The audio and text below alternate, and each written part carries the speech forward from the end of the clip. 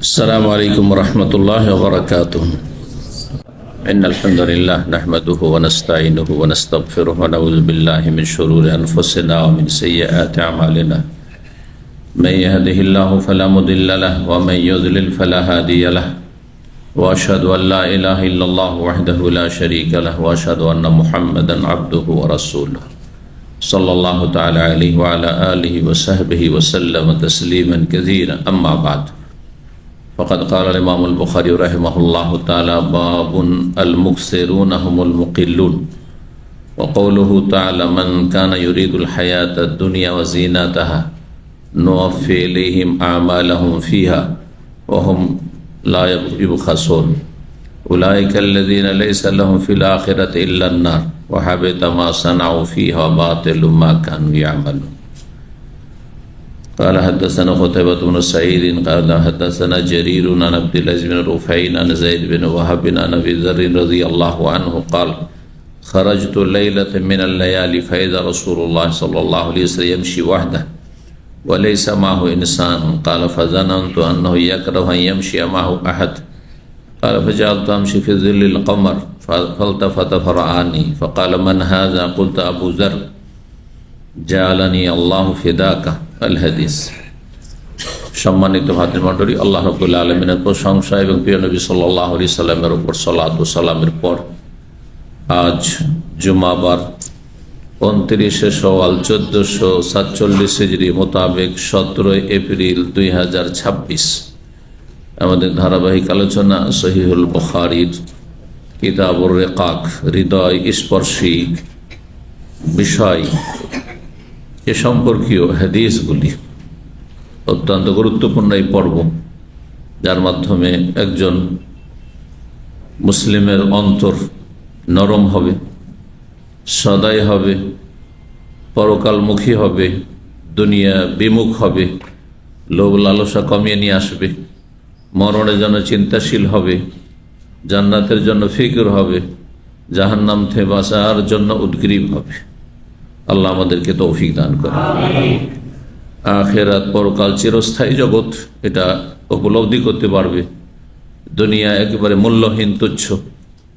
আমাদের কাছে এর সামান্যতম সময় নেই জানা যে আছে কি নেই, কতটা সময় আছে কেউ জানেন না। হতে পারে এখনই আপনার সমাপ্তি, অথচ আপনি বড় বড় আশা আকাঙ্ক্ষা করে বসে আছেন। আল্লাহ বুঝার, আমল করা, সংশোধন করার, আখিরাতমুখী হওয়ার তৌফিক দান করেন। এই পর্বের আমাদের যে রিকাক পর্ব, এর পর্ব নম্বর 5। ইমাম বুখারী রাহিমাহুল্লাহর এই পর্বের অধ্যায় নম্বর হচ্ছে 13।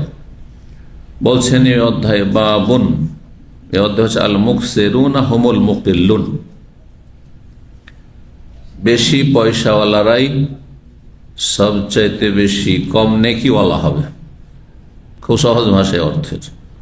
মুকসির কাসীর থেকে, কাসীর মানে বেশি, আর মুকিল কালিল থেকে, কালিল মানে কম। কিন্তু কোন শ্রেণীর? মুকসিরুন পয়সাওয়ালারা। পয়সাওয়ালা মানে অপর ভাষায়, অন্য ভাষায় ধনীরা, সচ্ছল লোকেরা, তাই না? কিন্তু সব ধনী কি হাসরের মাঠে কিয়ামতের দিনে নেকির দিক থেকে কম হবে? না। তাহলে কোন শ্রেণীর ধনী? পয়সাওয়ালারা, যারা হচ্ছে কৃপণ।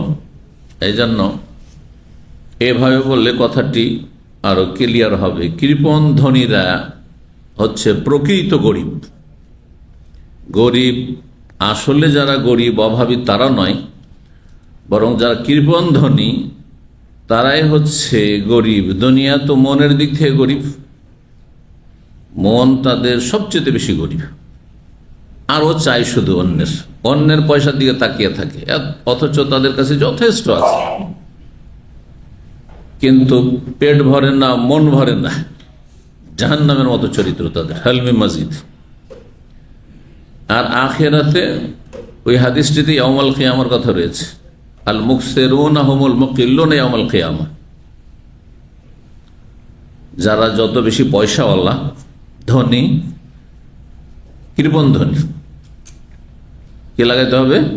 তাহলে দাতা ধনী না, যারা নিজেরাও খায় আর অন্যদেরকেও খাওয়ায়। হ্যাঁ, নিজেরা যতটা প্রয়োজন ততটা আল্লাহর নিয়ামত ধন সম্পদ নিজের কাজে লাগায়, আর বাকিটা আল্লাহ সন্তুষ্টির কাজে লাগায়। গরিব অভাবীর ক্ষেত্রে হোক, ইয়াতিম বিধবার ক্ষেত্রে হোক, যে কোনো দুস্থ অসুস্থ পীড়িত অভাবীর হোক, গৃহহীনদের ক্ষেত্রে হোক, জনকল্যাণমূলক কাজে হোক, অথবা আল্লাহর দিনের খেদমতে হোক, জিহাদ ফি সাবিলিল্লাহ হোক, মসজিদ মাদ্রাসায় হোক, এতিমখানায় হোক, যে কোনো রকমের নেক কাজ। কুল্লু মারুফিন সাদাকা, প্রত্যেক ভালো কাজ হচ্ছে সাদাকা। যারা ভালো কাজে ব্যয় করে অথচ তারা গরিব নাই, সচ্ছল, তারা অবশ্যই আল্লাহর কাছে সম্মানিত। দুনিয়া তো তারা সচ্ছল, হ্যাঁ পয়সা, আখেরাত নেকিওয়ালা, আখেরাত নেকিওয়ালা তার। কিন্তু কৃপণ ধনীরা কিয়ামতের দিনে আল মুকিল্লুন, সবচেয়ে বেশি অভাবী হবে। কৃপণ ধনীরা যারা দুনিয়াতে ধন সম্পদ যথেষ্ট ছিল কিন্তু কৃপণ, ধন সম্পদে যে আল্লাহর হক রয়েছে ঠিকভাবে আদায় করেনি, যাকাত মানুষের হক ঠিকভাবে আদায় করেনি, কৃপণতা করেছে।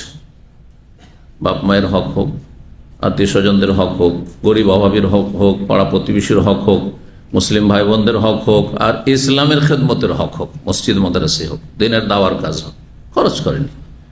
পয়সা শুধু জমাবার চিন্তা ছিল।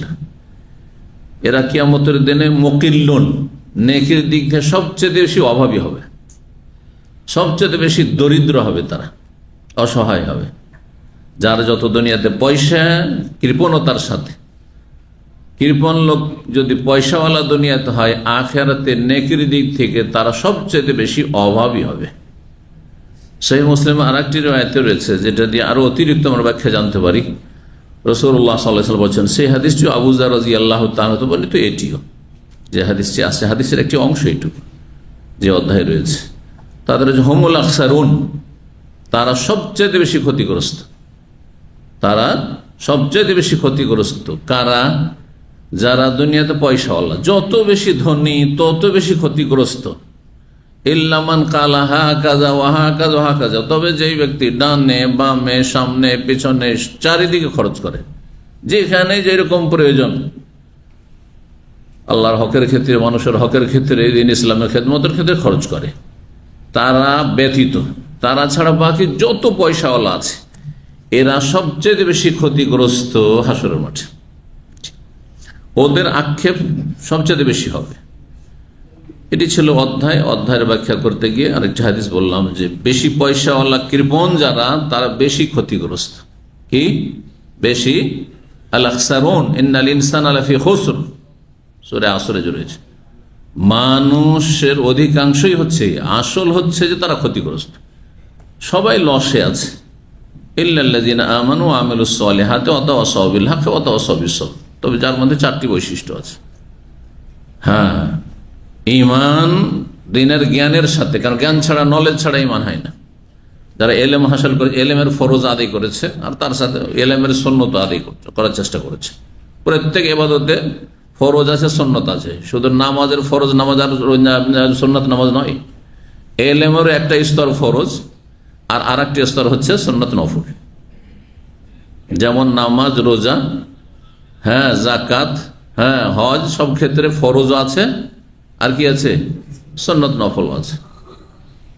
নামাজ ফরজের সাথে সুন্নত নামাজ তো জানাই আছে, রোজা ফরজের সাথে সুন্নত রোজা জানা আছে না? সওয়ালের 6টা রোজা, আরাফার রোজা, মুহররমের রোজা, সোমবার বৃহস্পতি রোজা, এগুলো সুন্নত নফল, ঠিক না? যাকাতের ক্ষেত্রে যাকাত ফরজ, আর তারপর সুন্নত নফল কি? সাদকা, দান সাদকা করা অতিরিক্ত। হজের ক্ষেত্রে হ্যাঁ কতটা ফরজ, কতটা নফল সুন্নাত? একটা হচ্ছে জীবনে ফরজ, আর বাকিগুলি যত হজ উমরা করবে সব হচ্ছে সুন্নত নফল। 5 বছর পর পর করতে পারেন তো ভালো। হ্যাঁ, জীবনে একটা নাই, সৌদি আরবে 10-20 বছর থাকলেন, কমবে 2-3টা করলেন। হ্যাঁ, এগুলি হচ্ছে সব সুন্নত নফল। প্রত্যেক ইবাদত বন্দেগীতে ফরজও আছে, আর কি আছে? সুন্নত নফল আছে। এলমের ক্ষেত্রেও একটা স্তর আছে, কিছু মানুষ আছেন যাদের এলেমের ফরজই আদায় হয় না, যারা ঠিকভাবে ইবাদত বন্দি করতে হলে যতটা সর্বনিম্ন এলমের তা জানে না, সহিহ শুদ্ধ নামাজ জানে না, বেদাতি নামাজ পড়ে, ফরজি আদায় করেনি, নিয়ত পড়ে, যায় নামাজের দোয়া পড়ে, ইকতাদাতে বিহাজাল ইমাম পড়ে।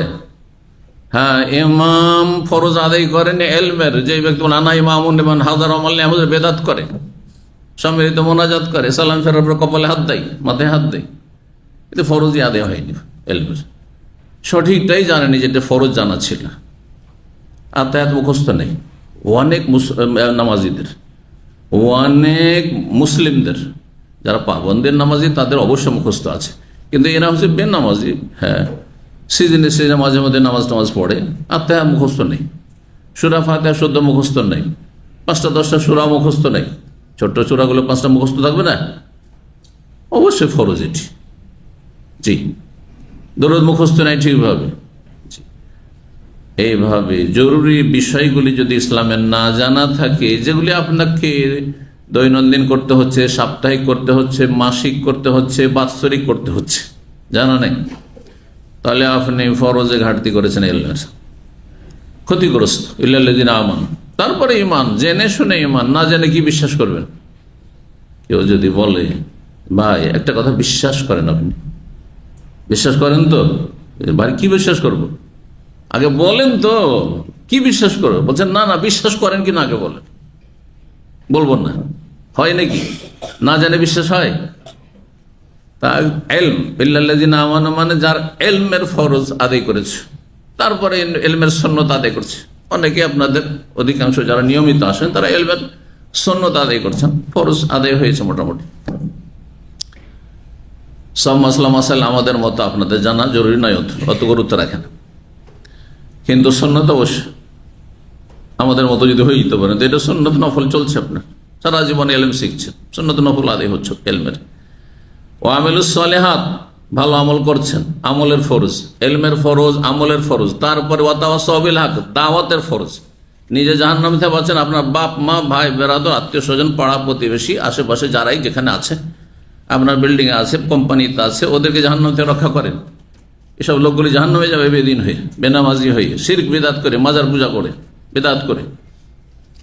ওয়াতাওয়াসাউ বিল হক, আর এই পথে অবিচল থাকতে হবে, টেম্পোরারি না। বললেন একবার দুবার শোনে না ভাই, একবার বলে দুইবার বলে বলছেন 50 বার বলেছি, হয়ে গেছে কাজ। সারা জীবন আর গ্রামবাসীকে আপনি হেদায়েতের চেষ্টা করবেন না, তাহলে আপনার মধ্যে ওয়াতাওয়াসাউ বিস সবরের এই বৈশিষ্ট্য নেই, তাহলে আপনি ক্ষতিগ্রস্ত। 4টি বিষয় অত্যন্ত গুরুত্বপূর্ণ সূরা আসর। তো কি বলছিলাম? যারা দুনিয়াতে কৃপণ ধনী তারা কি আখিরাতে সবচেয়ে বেশি ক্ষতিগ্রস্ত, এবং সবচেয়ে বেশি তাদের শোচনীয় অবস্থা হবে। মুকিল্লুন, সবচেয়ে বেশি তারা অসহায়, গরিব, হাসর মাঠের গরিবেরা। সূরা হুদের আয়াত 15 থেকে 16-তে আল্লাহ ইরশাদ করেছেন, মান কানা ইউরিদুল হায়াতাদ দুনিয়া, যেসব লোকেরা পার্থিব জগতের সুখের সামগ্রী চায়, দুনিয়া চায়, শুধু ভালো বেতন চায়, বিদেশে এসছে অনেক বেশি টাকা পয়সা নিয়ে যেতে চায়, সুস্থতা চায়, দীর্ঘ হায়াত চায়, 100-150 বছর বাঁচতে চায়, মরতেই চায় না, ভালো স্ত্রী চায়, আর খুব শিক্ষিত ছেলে মেয়ে চায়, সুখী পরিবার চাই, হায়াত দুনিয়া, নেতৃত্ব চাই, গদি চাই, পদ চাই, আর কিছু চাই, লেবার হয়ে থাকতে চায় না, এখন সুপারভাইজার ফোরম্যান হতে চায়, বোঝা গেছে।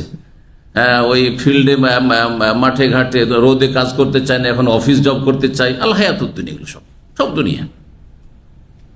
দুনিয়ার সুখের সামগ্রীতে যারা ইচ্ছুক, অজিনাতাহা, এবং দুনিয়ার শোভা সৌন্দর্য, জাঁক জমকপূর্ণ জীবনযাপন।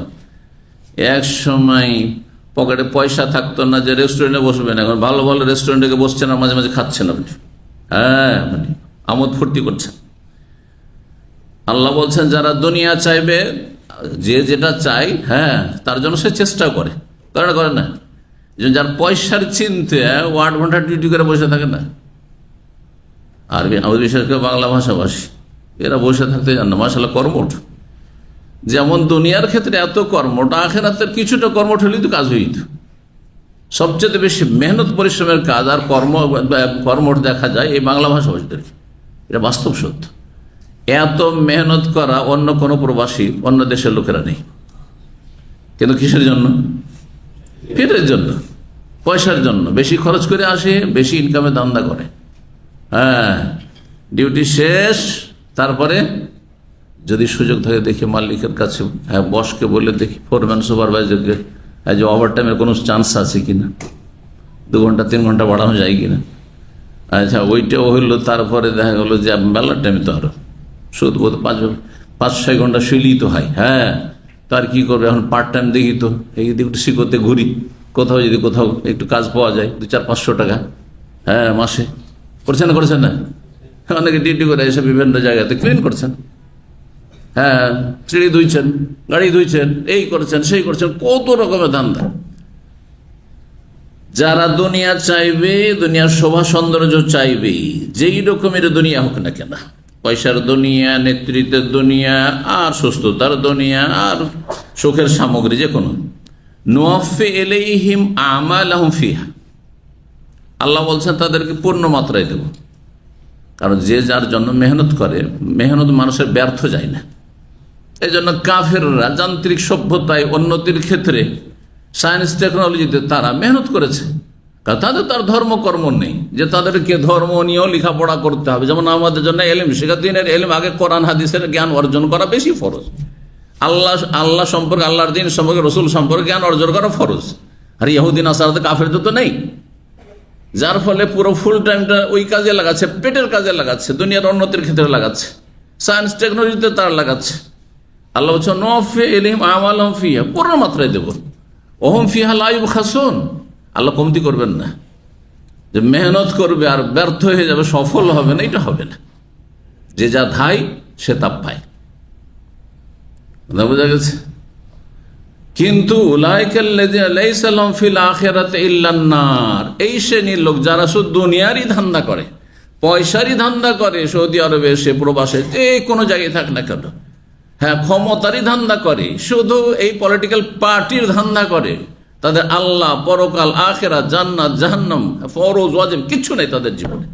তাদের ফরজ হচ্ছে যে তাদের, হ্যাঁ নেতার কথায় কাজ করতে হবে, কাউকে মারতে বললে মারতে হবে, কারো জুলম অত্যাচার করতে জুলম অত্যাচার করতে হবে, যা ইচ্ছা তাই, যা বলবে তাই করতে হবে। উলাইকাল্লাযীনা লাইসা লাহুম ফিল আখিরাতি ইল্লান নার, এদের জন্য পরকালে জাহান্নামের আগুন ছাড়া কিচ্ছু নেই। আল্লাহ বলছে লাইসা লাহুম, কিছুই নেই তাদের জন্য, ইল্লান নার, একমাত্র জাহান্নামের আগুন ছাড়া।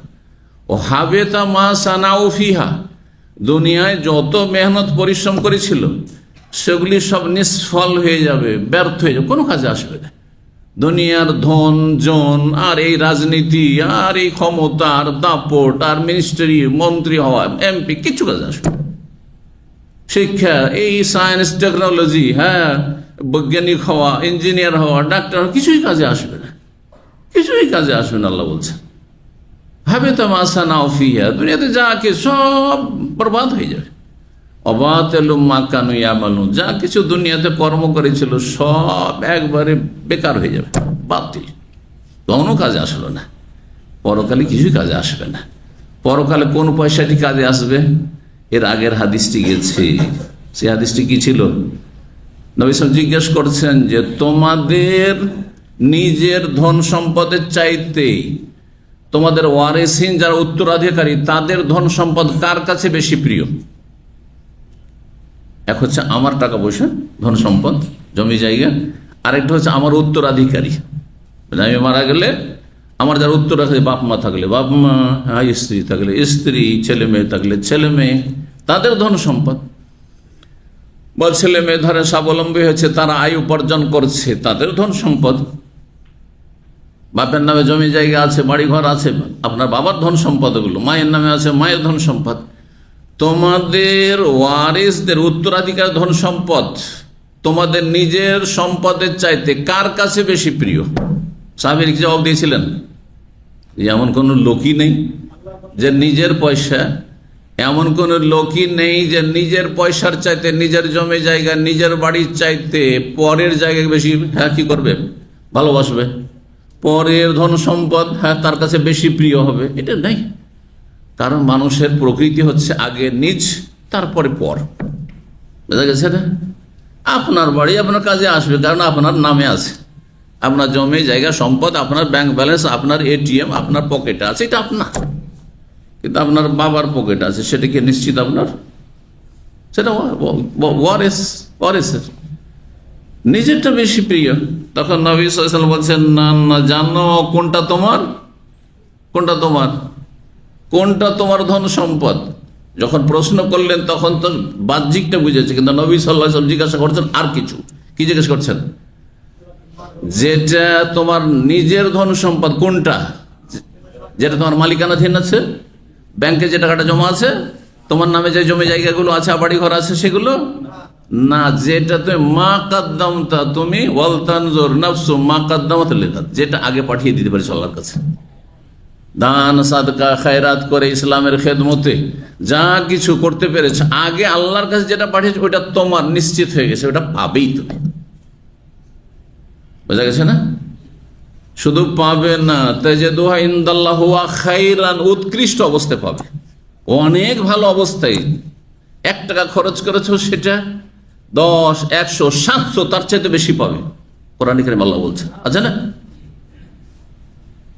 জি, ইখলাস যদি থাকে, ওইরকম ত্যাগ থাকে, আন্তরিকতা থাকে, আল্লাহ সন্তুষ্টির উদ্দেশ্য থাকে, তো 1 টাকা দিয়ে 700-র বেশি নাকি পাবেন আপনি। আল্লাহু ইউদাইফু লিমান ইয়াশা আল্লাহু ওয়াসিউন আলিম। তো এটা হচ্ছে তোমার ধন সম্পদ। আর যেটা তুমি এখন সঞ্চিত করে রেখেছো, এক্ষুনি যদি মারা যাও, কার ওইটা? আজকাল যে ব্যাংকের যুগ চলছে, আর এটিএম এর যুগ, মানুষ পকেটে টাকা পয়সা রাখে না, রাখছে? আমি অনেক ভাইদেরকে দেখেছি, হঠাৎ করে 100 রিয়ালের প্রয়োজন, ভাই আছে, বলছে এটিএম আছে, আরে 50 টাকাও পকেটে রাখে না, কি জানি কোথাও পড়ে যায়, কি চুরি করে নাই। 50 টাকা রাখে না, সব এটিএম, বুঝছেন না? তো এই যে আমি অনেক ঘটনা এরকম জানি, শুনেছি, এবং কাছের যাদেরকে জানি, যেসব পরিবারগুলো জানি, মারা গেছে প্রথম আত্মীয় স্বজন, বাড়ির লোকেরা কি করছে? তার দাফনের চিন্তা করছে, পয়সাওয়ালা কয়টা এটিএম, আর এটিএম গুলো কোথায় আছে, কার্ডগুলো, আর তারপরে কোনটাতে কত ব্যালেন্স আছে তাড়াতাড়ি চেক করো। আর যে যেটা পকেটে নিতে পারে, যে যেটা নিতে পারে, আউযুবিল্লাহ, কামড়াকামড়ি শুরু হয়ে গেছে এগুলি। যে আপনার সাথে ভালোবাসা নেই, আপনার ওই যে এটিএম এ পয়সা আছে, ব্যাংক ব্যালেন্স আছে, ওর সাথে ভালোবাসা, আর আপনি সব জমিয়ে রাখছেন। এটা আপনার ওয়ারেসের মাল, আপনার এটিএম এ যে আছে, আপনার যে আপনার জমি জায়গা আছে, আপনার বাড়ি আছে, সেটা আপনার উত্তরাধিকারীদের। আর যেটা আল্লাহর কাছে পাঠাবে সেটা হচ্ছে আপনার। বুঝতে পারছেন না? পারছেন না? কিন্তু এটা শুধু বুঝায় এখানে ক্ষান্ত, আমলে নেই, তাই না? আমলে কয়জন আছে? 100 টাকা দান করতে কষ্ট লাগছে, আরে 3000 বেতন, 100টা রিয়াল মাসে দিয়ে দেবো, অনেকটা কমে গেল, 2900 হয়ে গেল, তাই না? 100 রিয়াল দিলাম, তার মানে আমার চলে গেল কাছাকাছি, কত টাকা বাংলাদেশি টাকা? 100-তে 3500 চলে গেল কাছাকাছি। হলো 3,000-এর ওপরে চলে গেল, এত টাকা চলে গেল। এই হিসাব অধিকাংশ লোকই করছে, স্বীকার করেন আর নাই করেন। আপনি নির্জনে গেলে অবশ্যই স্বীকার করবেন, মানুষের সামনে না করলে। জি, রবের কাছে গেলে আপনার অন্তরের সব কথা তো আল্লাহ খুলে দেবেন, আলিমুন বিজাতিস সুদূর, তখন অস্বীকার করার কোনো সুযোগ নেই। আয়াত কত গুরুত্বপূর্ণ। দুনিয়া চান, দুনিয়া আল্লাহ কিন্তু দেবেন, যে যা ধান্দা করবেন পাবেন, কিন্তু যেহেতু দুনিয়া করেছেন, আখেরাতের কোনো ফিকির করেননি, সেজন্য আখেরাতে ইল্লান্নার, শুধু আগুন আর আগুন। আর দুনিয়া এত যে মেহনত করেছিলেন, হাসর মাঠে কোনো কাজে আসবে না, সব বরবাদ হয়ে যাবে, সব উধাও হয়ে যাবে আপনার সামনে থেকে। 6443 নম্বর হাদিস মনে করছেন আবু যার রাদিয়াল্লাহু তাআলা আনহু বলছেন যে খারাজতু লাইলাতাম মিনাল লায়ালি, কোন এক রাতে আমি বেরিয়েছি, চাঁদনি রাত ছিল। ফাইজা রসুল আমশি ওয়াহদাহু, দেখছি যে রসুল্লাহ সাল্লাল্লাহু আলাইহি ওয়াসাল্লাম একাই রাতের বেলা হাঁটছেন। ওয়ালাইসা মাহু ইনসান, তার সাথে কোনো লোকজন নেই। সাধারণত নবী সাল্লাল্লাহু আলাইহি ওয়াসাল্লামের সাথে যে কোনো জায়গায় গেলে কেউ থাকে, আবু বকর থাকেন, ওমর থাকেন, বেশিরভাগ আবু বকর ওমর আছেন, দুইজন আছেন, অথবা অন্য কোনো সাহাবী আছেন, আনাস খাদেম আছেন, ইবনে মাসুদ আছেন, আবু যার আছেন, কিন্তু কেউ নেই, একাই হাঁটছেন। কাল ফাজানান্তু, আমি ভাবলাম, আন্নাহু ইয়াকরাহু আন ইয়ামশিয়া মাহু আহাদ, হয়তো তিনি পছন্দ করছেন না, অপছন্দ করছেন তার সাথে কারো হাঁটা, একাই তিনি এই সময়টা কাটাতে চাইছেন। অনেক সময় এমনটা হয় যে আমি নির্জনে কিছুক্ষণ কাটাবো, একে একে আমি কিছু কাজ করব, জি। তো আমি তাই ভাবলাম, এই জন্য আমি আর সাথ ধরলাম না। তবে একটা ভয় কাজ করছে যে নবী সাল্লাল্লাহু আলাইহি সাল্লামের জন্য সিকিউরিটির প্রয়োজন রয়েছে, নিরাপত্তার বিষয় রয়েছে, দুশ্মন মুনাফিক দুশ্মন রয়েছে মদিনায়, ইহুদি দুশ্মন রয়েছে। সুতরাং ফাজাল তো আমশি ফিজদিল কমর, আমি একটু দূরে দূরে চাঁদের ছায়ায় হাঁটতে শুরু করলাম। মানে চাঁদনি রাত ছিল, চাঁদের ছায়া, চাঁদের ছায়া বুঝেন তো? হ্যাঁ, মানুষ রোদরে যখন হাঁটে তখন মানুষের ছায়া পড়ে না, তো চাঁদনি রাতে হাঁটলে ছায়া পড়ে না? ছায়া পড়ে, জি হ্যাঁ, ওইটা হচ্ছে চাঁদের ছায়া। হাঁটতে লাগলাম চাঁদনি রাতে, একটু দূর দিয়ে হাঁটছি, কিন্তু নবী সাল্লাল্লাহু আলাইহি ওয়াসাল্লাম আমাকে প্রথম টের পাননি। ফালতাফাতা, হঠাৎ করে তিনি ঘুরে দেখলেন, ফারানি, আমাকে দেখে ফেললেন। ফাকাল, জিজ্ঞেস করেন, মান হাজা, কে এই লোক? বলতো, আমি বললাম আবু যার, মানে আনা আবু যার, আমি আবু যার। তাহলে এটাই বলতে হবে ইসলামের আদব। কেউ যদি বলে কে, আমাকে তো চেনেন উনি, বলছে আমি শেখ, চলবে না? আমি সুমন, আমি জামাল, এইভাবে নাম বলতে হবে, জি। এই নয় যে আপনাকে চেনে খুব, সেই জন্য বলবেন আমি বলছি, না না, আমি নিষেধ করেছে রাসূলুল্লাহ সাল্লাল্লাহু আলাইহি ওয়াসাল্লাম। কারো গেটে গেলেও অথবা আপনার কাউকে টেলিফোন করলেও জিজ্ঞাসা করেছে, চিনতে পারেনি? কে? বলছে আমি। চিনতে পারছেন না? বলছেন আজকালকার লোকেরা, আরে 1 মিনিট 2 মিনিট ওতেই টাইম পাস করে দিয়েছে, চিনছেন না আমাকে? আমার আওয়াজে চিনতে পারছেন না, বুঝতে পারছেন না? আমি আপনার সাথে একবার টেলিফোন করেছিলাম 5 বছর আগে। আরে এবারে হাস্যকর, আমার সাথে এরকম হয় অনেক সময়। কি আবার 2 বছর 3 বছর 4 বছর আগে টেলিফোন করেছে, আমাকে মনে রাখতে হবে তার ভয়েসটা, বুঝতে পারছেন না? আশ্চর্য লাগে।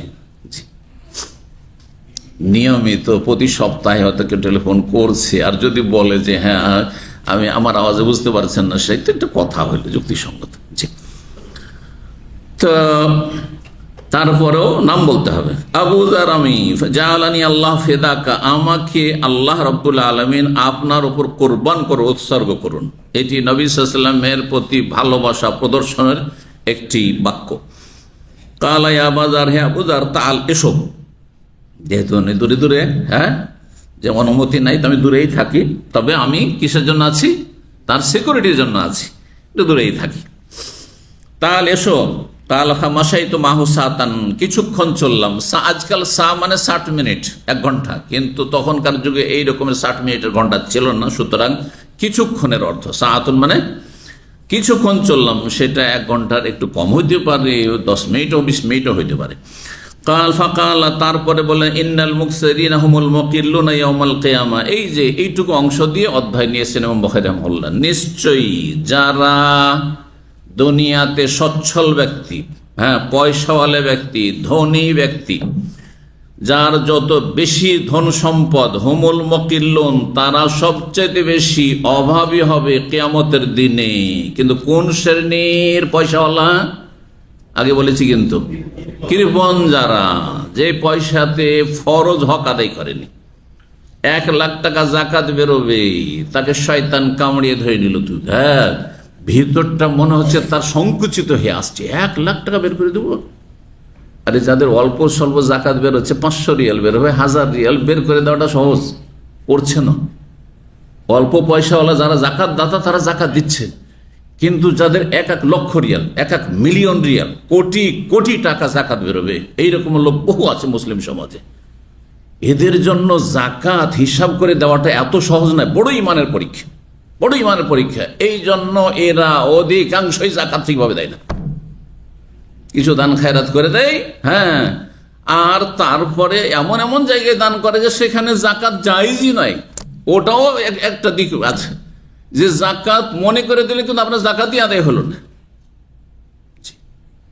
যেমন এর আগে বলেছি, একজন লোক তার লেবার নিয়ে আসবে, তো বলছি লেবার গুলো আমার এলাকার আত্মীয় স্বজন সব গরিব, তার ওদের 5 লাখ টাকা করে লাগবে ভিসাতে, তো সুতরাং আমি এক টিকিট ফিকির তো সব দিয়ে দিলাম, আমার জাকাতের পয়সা নিয়ে চলে আসলাম। স্বার্থকার লেবার গুলোকে খাটাবেন তো আপনি, হ্যাঁ? আর লেবার গুলো তো নুন খেয়েছে, সুতরাং নিমক হারামি তো করবেন না, ও তো গুণ গাইবে আপনার। হ্যাঁ, এই যে স্বার্থ যে আমি ওদেরকে আমার জাকাতের পয়সা দিয়ে নিয়ে আসবো যাতে করে ভালোভাবে কাজ করে ফিরিয়ে আসতে পেরেছি রে।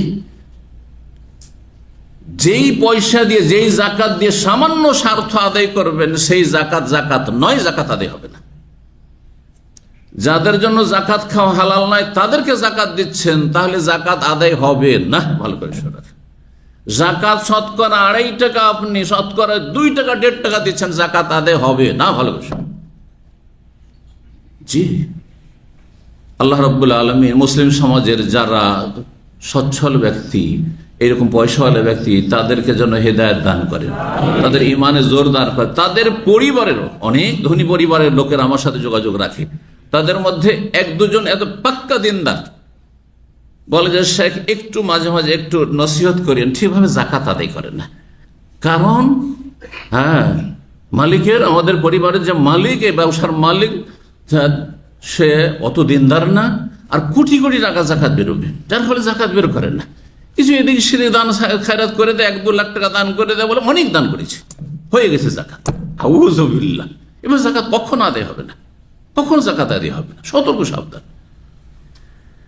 তো যারা যত বেশি পয়সাওয়ালা, কিয়ামতের দিনে তারা তত বেশি অভাবী হবে যদি কৃপণ হয় তারা।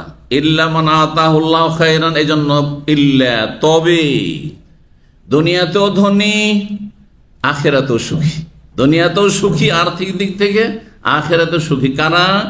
যাদেরকে আল্লাহ ধন সম্পদের কল্যাণ দিয়েছেন। খায়র আরবি ভাষায় ধন সম্পদকে বলা হয় পার্থিব খায়র। তো কারণ ধন সম্পদ যদি থাকে আর সেটা যদি আল্লাহ সন্তুষ্টির কাজে ব্যয় করতে পারেন, তো সেটা অনেক কল্যাণের কাজ। তাহলে এই যে খাবার দাবার লাগবে, আল্লাহ যদি পয়সা একজনকে এরকম দিয়ে দেন, আর তার সাথে অন্তরও দিয়েছে, ভাই কাউকে পয়সা দিতে হবে না, আমি একাই, যে খাবারের পয়সা লাগছে আমি একাই দেবো, কত বড় ভালো কাজ হবে। হবে না? হবে না? ভাই একটা ইসলামিক সেন্টার বানাইতে হবে, একটা মাদ্রাসা বানাইতে হবে, কত টাকা? ভাই 1 কোটি টাকা লাগবে। ঠিক আছে, কারো কাছে চাইতে হবে। মসজিদ বানাইতে হবে, কত লাগবে? ভাই 10 লাখ টাকা লাগবে। কারো কাছে চাইতে হবে না, আমি একাই বানিয়ে দেবো। হবে না? হবে না? এই যে আমাদের কমপ্লেক্স, কয়তলা ভবন ইসলামিক সেন্টারের? কয়তলা? একজন বলেন, সবাই নতুন লোকের বলেন তো, কয়তলা? হ্যাঁ, 7 তলা। আর তার সাথে মসজিদ কয়তলা বলতে পারেন? মসজিদ কয়তলা? 3 তলা। একজন, এক কোম্পানির মালিক, আবা হোসেন কোম্পানি, একজন ব্যক্তি আহলে খায়র একাই বানিয়ে দিয়েছে, বানিয়ে রেডি করে তারপরে দিয়ে দিয়েছে, ইসলামিক সেন্টারের দায়িত্বশীলদেরকে হ্যান্ড ওভার করে দিয়েছে। বুঝছেন না? ধন ইল্লা মান আতাহুল্লাহ, তবে এরা আবার শোচনীয় অভাবী নয় হাসরের মাঠে। এই শ্রেণী ধনীরা, যাদেরকে আল্লাহ ধন সম্পদ দিয়েছেন, নাফাহা ফিহে ইয়ামিনাহু ওয়া শিমালাহু ওয়া বাইনা ইয়াদিহি ওয়া রাউদ, সেই ধন সম্পদে ফু দিয়েছে, ফু দিয়ে উড়িয়ে দিয়েছে, মানে দান সদকাত করেছে। হ্যাঁ, ডান দিকে গরিব মিসকিন এসছে, ডান দিকে মসজিদের দরকার, মাদ্রাসার দরকার, ওই দিকে, ওই গ্রামে, এই গ্রামে, সামনের দিকে, পেছন দিকে, সারা দুনিয়াতে, দেশে বিদেশে, বামে বাইনা ইয়াদিহি, সামনে ও পিছনে, ও আমেলা ফিহে খায়রান, এবং এই ধন সম্পদে সে ভালো কাজ করেছে। অনেক এতিমের প্রতিপালন করেছে, অনেক বিধবার চিন্তা দূর করে দিয়েছে, কি করে খাবো, কিভাবে সংসার চাও, সব চিন্তা দূর করে দিচ্ছে। অনেক গৃহহীনদের ঘর বাড়ি তৈরি করে দিয়েছে। সুবহানাল্লাহ। এইরকম যদি ভালো মানুষ হতে পারে, সম্পদশালী মানুষ, তাহলে তার ফজিলতি আলাদা, তার মর্যাদা আলাদা কাছে। দুনিয়াতেও সুখী ক্ষণিকের জীবনে, আর চিরস্থায়ী জগতে আখিরাতেও তারা সুখী। কালফামাশাইতু মাহু সাতান, তারপর তার সাথে আরো কিছুক্ষণ চললাম নবীর সাথে। আবু যার বলছেন ফাকাল আলী, তারপর বল ইজলিস আহন, এইখানেই বসো, আর যাবে না সামনের দিকে, এইখানে বসো।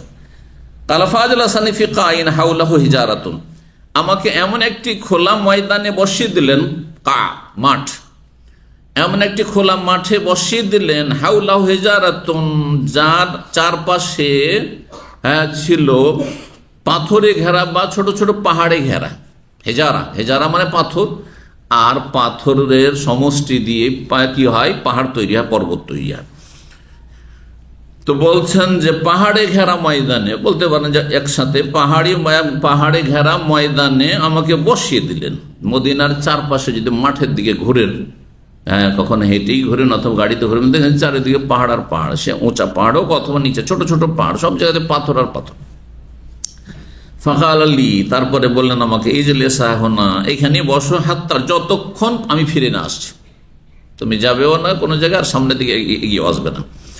হাত্তা এরজা ইলাইক, তোমার কাছে না আসা পর্যন্ত তুমি এখানে বসো। তাহলে ফানতালাক ফিল হাররাতে, তারপরে ছোট ছোট ক্ষুদ্র পাথর বিশিষ্ট এলাকা, যে এলাকাগুলির নাম হাররা, দুই দিকে রয়েছে, মদিনার পশ্চিমে আর পূর্বে হাররা রয়েছে। পশ্চিমের হাররাকে বলে হাররা গারবিয়া, একটি মহল্লার নাম, আর পূর্ব দিকে বাকির দিকে যে আপনার বাবে জিব্রাইল দিয়ে সালাম দিয়ে যখন আপনি বেরিয়ে চলে যাবেন, যে দিকে, ওই দিক থেকে বেরিয়ে চলে যান আপনি, বাকির যে কবরস্থান ওই দিকে বেরিয়ে চলে যান।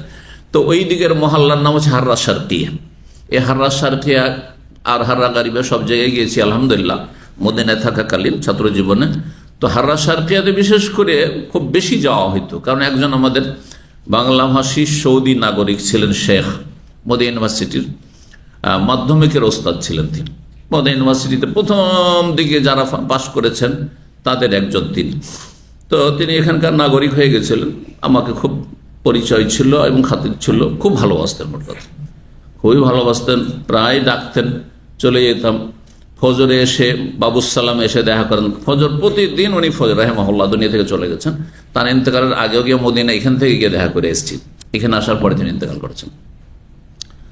তো ফজরে যেতাম, সালাম দোয়া করতাম, আমার সাথে যদি দেখা করতে চাও তাহলে বাবুসালামে আসবো, ফজর পড়বে, চলে আসতাম। ফজরতে ফেরি কোনো গাড়ি নেই, আসর থেকে নিয়ে এসা পর্যন্ত মদিনা ইউনিভার্সিটির গাড়ি থাকি। মদিনা ইউনিভার্সিটির বাইরে আসতাম, আর আসার পরে দাঁড়াইতাম, তখন ওই রিয়াল লাইনের গাড়ি পাওয়া যেত, এখনো 5 রিয়াল হয়েছে, 2 রিয়ালে তখন, যেমন একসময় খবর কিন্তু 2 রিয়াল ছিল। আমি এখানে যখন আসি প্রথম 2 রিয়ালে খবর যাওয়া যেত আপনার রিয়াজ ব্যাংকের ওইখান থেকে, বুঝা গেছে, আর 3 রিয়ালে তো পাওয়া যাওয়া যেত। আর এইদিকে যত ডাল্লা সানায়া পর্যন্ত 2 রিয়াল 3 রিয়ালে যাওয়া যেত। তো 91 যাওয়া যেত 2 রিয়াল 3 রিয়ালে, এখানে ছিল। আজকে থেকে 27 বছর আগে, তার আগে 35 বছর আগের কথা বলছি, মদিনা ইউনিভার্সিটিতে 2 রিয়াল ছিল। তো এসে দাঁড়াইতাম, আর ওই বধুগুলো সব পিক আপ নিয়ে আসতো, আর রিয়াল হ্যাঁ হ্যাঁ হারাম হারাম হারাম করতো, চড়িয়ে নিলাম, চলে এলাম। তো এসে সালাম দোয়া করে যেতাম। মাঝে মাঝে বলতেন যারা দুপুরে আসবে খাওয়া দাওয়া করবে, মাঝে মাঝে রাত্রে ডাক্তার রাতে আসবে, খুব যেতাম ওনার বাড়িতে রাহিমাহুল্লাহ। তার শেষ অসুস্থ ছিলেন জানতে পারলাম তার ছেলেদের মাধ্যমে। তো তার সাথে খেতে বসতাম, ছেলের আগে একটাও বাংলা শিখায়নি, যেহেতু সৌদি নাগরিক হয়ে গেছে, তো বাংলাই শিখায়নি, তারপর শিখালে ভালো ছিল। তো যাই হোক, তো খেতাম, উনি আমার সাথে বাংলা কথা বলতেন, আর ওনার 8-9 জন ছেলে সব একসাথে খেতে বসতো, সব ফেল করে তাকাইতো, কিচ্ছু বুঝতো না, কিছুই বুঝতো না যে বাবা কি কথা বলছে আমার সাথে, কথা বুঝতে পারছেন। ওরা এইদিকে বসে আছে, ওদের সাথে আরবি বলছি, এইদিকে ওর বাপের সাথে বাংলায় বলছি, এই অবস্থা। তা আমি বলতাম তোমরা বাংলা শেখনি কেন? তো দেশে যাবে, আত্মীয় স্বজন তো দেশে আছে, তো তাদের সাথে দেখা সাথে হলে তো সিলাতুল আরহামি হবে না, তো তোমাদের ট্রান্সলেটার লাগবে, তো ভাষী লাগবে তোমাদের। আক্ষেপ করতো, আক্ষেপ করে তো লাভ নেই। ও না হয় সৌদি নাগরিক হয়েছে, কিন্তু যারা সৌদি নাগরিক হয়নি, চিটাগাং আর নোয়াখালীর, বিশেষ করে রাগ করবেন না আবার, চিটাগাং নোয়াখালীর লোক মক্কায় মদিনায় অনেক আছে। এরা পরম্পরায় 50-60 বছর আগে থেকে আছে। ওদের 1-2 মাঝে মধ্যে পাবেন, এরা বার্মাইয়াদের মতো, হ্যাঁ, আরাকান বার্মা যারা লোকেরা মক্কায়, ওদের মতো কেউ কেউ তাদের নাগরিক হয়েছে, অধিকাংশ নাগরিক হয়নি, কিন্তু একটা অক্ষর বাংলা জানে না। আরে তুমি সৌদি আরবের নাগরিক, আরব দেশের নাগরিকও হইতে পারলে না, আর তুমি ছেলে মেয়েদেরকে বাংলাও শিখালে না, তো হঠাৎ করে যখন এখান থেকে যেতে বাধ্য হবে, উপায় তো নেই, হ্যাঁ, দেশে যেতেই হবে কোনো এক সময়, যেমন উপায় নেই মরতে হবে এক সময়, যত পয়সা আর ধান্দা করেন না কেন, তেমনি দেশে ফিরে যেতেই হবে, যতই আপনি ধান্দা করেন না কেন, কথা বোঝা গেছে না? কারণ এটা হচ্ছে প্রবাস। তো এটা মোটেই ঠিক নয় যে আপনি একটা বাংলা জানেন না, আল্লাহ হেদায়েত করুক এইসব লোকদেরকে। এদেরকে মক্কা মদিনায় দেখা হইলে বলি যে তোমরা কি দেশে ফিরে যাবে না? এয়ারপোর্টে ইমিগ্রেশন যখন জিজ্ঞাসা আরবিতে উত্তর দেবে না। আশ্চর্য কথা। এটা ছেলে, ওর বাবা 91 থাকে। আরো হাসার গল্প শুনে, হ্যাঁ হাসার গল্প, মানে মানুষের বিবেক বুদ্ধি কেমন। এই 91 থাকে, সে বিয়ে করেছে পাকিস্তানি মহিলা, আর হচ্ছে বাঙালি আপনার। ওর একটা ছেলে, আমার দ্বিতীয় ছেলে ওবায়দুল্লাহর ক্লাসমেট, এখানে লেখাপড়া করেছে মাদ্রাসায় তাহফিজুল কোরআনে। আর তারপরে ওবায়দুল্লাহ মদিনা অ্যাডমিশন হয়েছে, আর ওই ছেলেও মদিনা অ্যাডমিশন হয়েছে, দুজন একসাথে পড়ে। ওই ছেলেটা একটা অক্ষর, ওর বাবা মা, যেহেতু মা হচ্ছে কি পাকিস্তানি, আচ্ছা বাপ হচ্ছে কি বাঙালি, তো এর তো উচিত ছিল দুই ভাষা শিখে নেওয়া, মায়ের কাছ থেকে উর্দু শিখে নেওয়া আর বাপের কাছ থেকে বাংলা শিখে নেওয়া, আর সৌদি মাদ্রাসা থেকে আরবি শিখে নেওয়া। কত তার প্লাস পয়েন্ট ছিল, কিন্তু দূরদর্শিতার অভাবে হ্যাঁ কি করেছে, কিছু শিখেনি আরবি। বাবা ভেবেছে যে আমি না হয় সাধারণ মানুষ, হ্যাঁ আমি ছেলেকে একবারে আরবিয়ান বানিয়ে দেবো, বুঝছেন, আরবি শিখিয়েছে। এখন এসেছে ওর ফুফু উমরাতে, ফুফু এসছে ওই ছেলেটার মদিনা উমরাতে এসেছে, আসার ফুফুর সাথে দেখা করতে গেছে। ফুফু হ্যাঁ একটা অক্ষর আরবি জানে না, আর এই একটা অক্ষর বাংলা জানেন না। এখন ফুফুর সাথে কথা বলবে কি দিয়ে? তা আমার ছেলে এসে, আমার যখন ছুটিতে বাড়ি এসছে, এখানে আমার কাছে এসছে, বলছে যে আমি ওই ছেলেটার ইয়ে হয়েছি, মুতারজম হয়েছি, ফুফুকে তর্জমা করে বুঝাচ্ছি, আর ফুফু কি বলছে সেটা তখন তর্জমা করে দিচ্ছি। এগুলো অবস্থা। এমন মানুষ হয়, এটা বাঙালিদের একটা দুর্বলতা, যে আরব দেশে দীর্ঘদিন থাকলে এরা মনে করে যে আমি কি না হইলাম, হ্যাঁ কি না হইলাম, কথা বলছেন, খবরদার এরা ভাববেন না। কারণ আপনাকে বিদেশ ছেড়ে একসময় দেশে যেতে হবে, এটা মনে রাখতে হবে সবসময়। যতদিন আপনি কোনো দেশের নাগরিক হয়ে গেছেন, এখানে যান না কেন, জি বুঝতে পারছেন না? জি, এটা কিন্তু উর্দুরা করে না। আমি এরকম ফ্যামিলি জানি যারা সৌদি নাগরিক হয়েছে। রিয়াজে যেমন একজন শেখ ছিলেন, শেখ বিন বাজ রাহিমাহুল্লাহ, তিনি অনুবাদক ছিলেন, মুতারজিম ছিলেন। তার ছেলে মেয়েরা সবাই উর্দু বলতে পারে, এখন পর্যন্ত উর্দু বলতে পারে। কেরালা একজন শেখকে জানতাম, শেখ আব্দুল সামাদ আল কাতেব, ওনার ছেলে আমার ক্লাসমেট আব্দুল ওয়াহাব আল কাতেব, আমার সাথে লেখাপড়া করেছে। ওনার আর এক ছেলে আমাদের দাম্মাম ইসলামী সেন্টার, এখানে জব করতেন যেহেতু এতে দাহরানে, তো এইখানকার মেম্বার ছিলেন একসময় যখন আমি আসি 27-28 বছর আগে এখানে। তো তারা কেরালা ভাষা কিছু জানে, একেবারে ভুলে যায়নি, কারণ দেশে গেলে আত্মীয় স্বজন বংশ আছে, তাদের সাথে একটু কথাবার্তা বলা হবে। এটাই হচ্ছে জ্ঞানীর পরিচয়। ভাষা শিখায় কোনো দোষ নাই, বরং এতে ফায়দা আছে। যত বেশি ভাষা শিখবেন তত বেশি ফায়দা আছে। তবে 1 নম্বরে আরবি শিখতে হবে। 1 নম্বরে আপনার লক্ষ্য উদ্দেশ্য থাকতে হবে যে আমার ইসলামের ভাষা, কোরআনের ভাষা শিখবো, নবীর ভাষা শিখবো, বোঝা গেছে না? কিন্তু তার মানে এই নয় যে আরবি বলতে গেলে সব ছেড়ে দেবো একবারে, না, মোটেই না। যে যত বেশি ভাষা জানবে সে তত বেশি লাভবান হবে। মজার কথা শুনবেন, এক সময় দাম্মাম আর কাতিফ কোর্টগুলোতে, প্রায় কোর্টে আমি অনুবাদে গেছি। তো আমি কয়েকটা ভাষা জানার কারণে হয়তো আমার সাথে উর্দুরা যেত, শুধু উর্দুতে তর্জমা। উর্দু যদি কোনো দায়ী যেত তর্জমা করার জন্য কোর্টে, তাহলে শুধু উর্দুতে। উর্দু দিয়ে কতটা স্বার্থ সে, ওই আপনার পাকিস্তানিটা পারছে, ইন্ডিয়ান মোটামুটি পারছে, মানে উর্দু বুঝে সেজন্য। কিন্তু যখন একজন ইন্ডিয়ান বাজে, আমি উর্দু পড়তে পারি না, আমি হিন্দি পারি, আর লিখে লিখে অনুবাদ, অনেক সময় লিখে লিখে অনুবাদ করতে হবে, তারপর হিন্দি লিখতে জানে না, ও পড়তেও জানে না, ওই মুতারজিম যিনি গিয়েছেন অনুবাদ করার জন্য। কিন্তু আলহামদুলিল্লাহ আমি হ্যাঁ বাংলাও জানি, লেখাপড়া সবই জানি, মাতৃভাষা আমার, আবার উর্দুও জানি, যথেষ্ট মাদ্রাসা উর্দু লেখাপড়া করেছি, আরবিও জানি। আবার তারপরে কেউ হিন্দি আসতো, বলছে যে আমি ইন্ডিয়ান থেকে উর্দু তো বুঝি, কিন্তু উর্দু লিখতে পারি না, উর্দু পড়তে পারি না, এখন লিখিত অনুবাদ হইতে হবে। হ্যাঁ, বা সে লিখেছে, তার বিবৃতি দিয়েছে আদালতে হিন্দিতে লিখে, এখন ওইটা তর্জমা করতে হবে, ওটা আমি পারি আলহামদুলিল্লাহ, হিন্দি অক্ষর বুঝি আমি, সেটাও সেখানে 1-2টা বই পড়েছিলাম শুধু, কিন্তু আলহামদুলিল্লাহ প্রাইভেটে 2টো সাবজেক্ট শুধু পড়েছিলাম 2 ক্লাসে, ব্যাস ওটা কাজ দিয়েছে আমার। আচ্ছা, নেপালি চলে আসতো, নেপালি হিন্দি তো বুঝে, উর্দু তো বুঝে, হ্যাঁ ক্যা হ্যাঁ ঠিক হ্যাঁ সব বুঝে, ঠিক না? কিন্তু নেপালি ভাষায় যখন লিখা আসবে, হিন্দির অক্ষর আর নেপালের অক্ষর একই, আর ওই হিন্দির অক্ষর যেহেতু বুঝি সেই জন্য তাদের অক্ষর আমি পড়ে নিতে পারি। ফায়দা হলোটা হলো না? তো আমি একজন গেলে কাজী আমাকে এত ভালোবাসতে, একজন কাজী ছিলেন, হ্যাঁ খুব সিনিয়র কাজী ছিলেন, এখন রিয়াজে চলে গেছেন এবং সুপ্রিম কোর্টের কাজী হয়ে গেছেন। উনি এত ভালোবাসতেন, বলতেন যে মাশাআল্লাহ আন্ত তারিফ আরবি, বাঙালি, উর্দু, হিন্দি, কেমন নেপালি, হ্যাঁ কেমন ইংলিশ, হ্যাঁ আমাদের 50-50 50-50 কথা বলছেন না? কিছু ভাষা 50-50 বুঝি, কিছু ভাষা অনেকটাই বুঝি, জি সবটাই বুঝি আবার বলি না।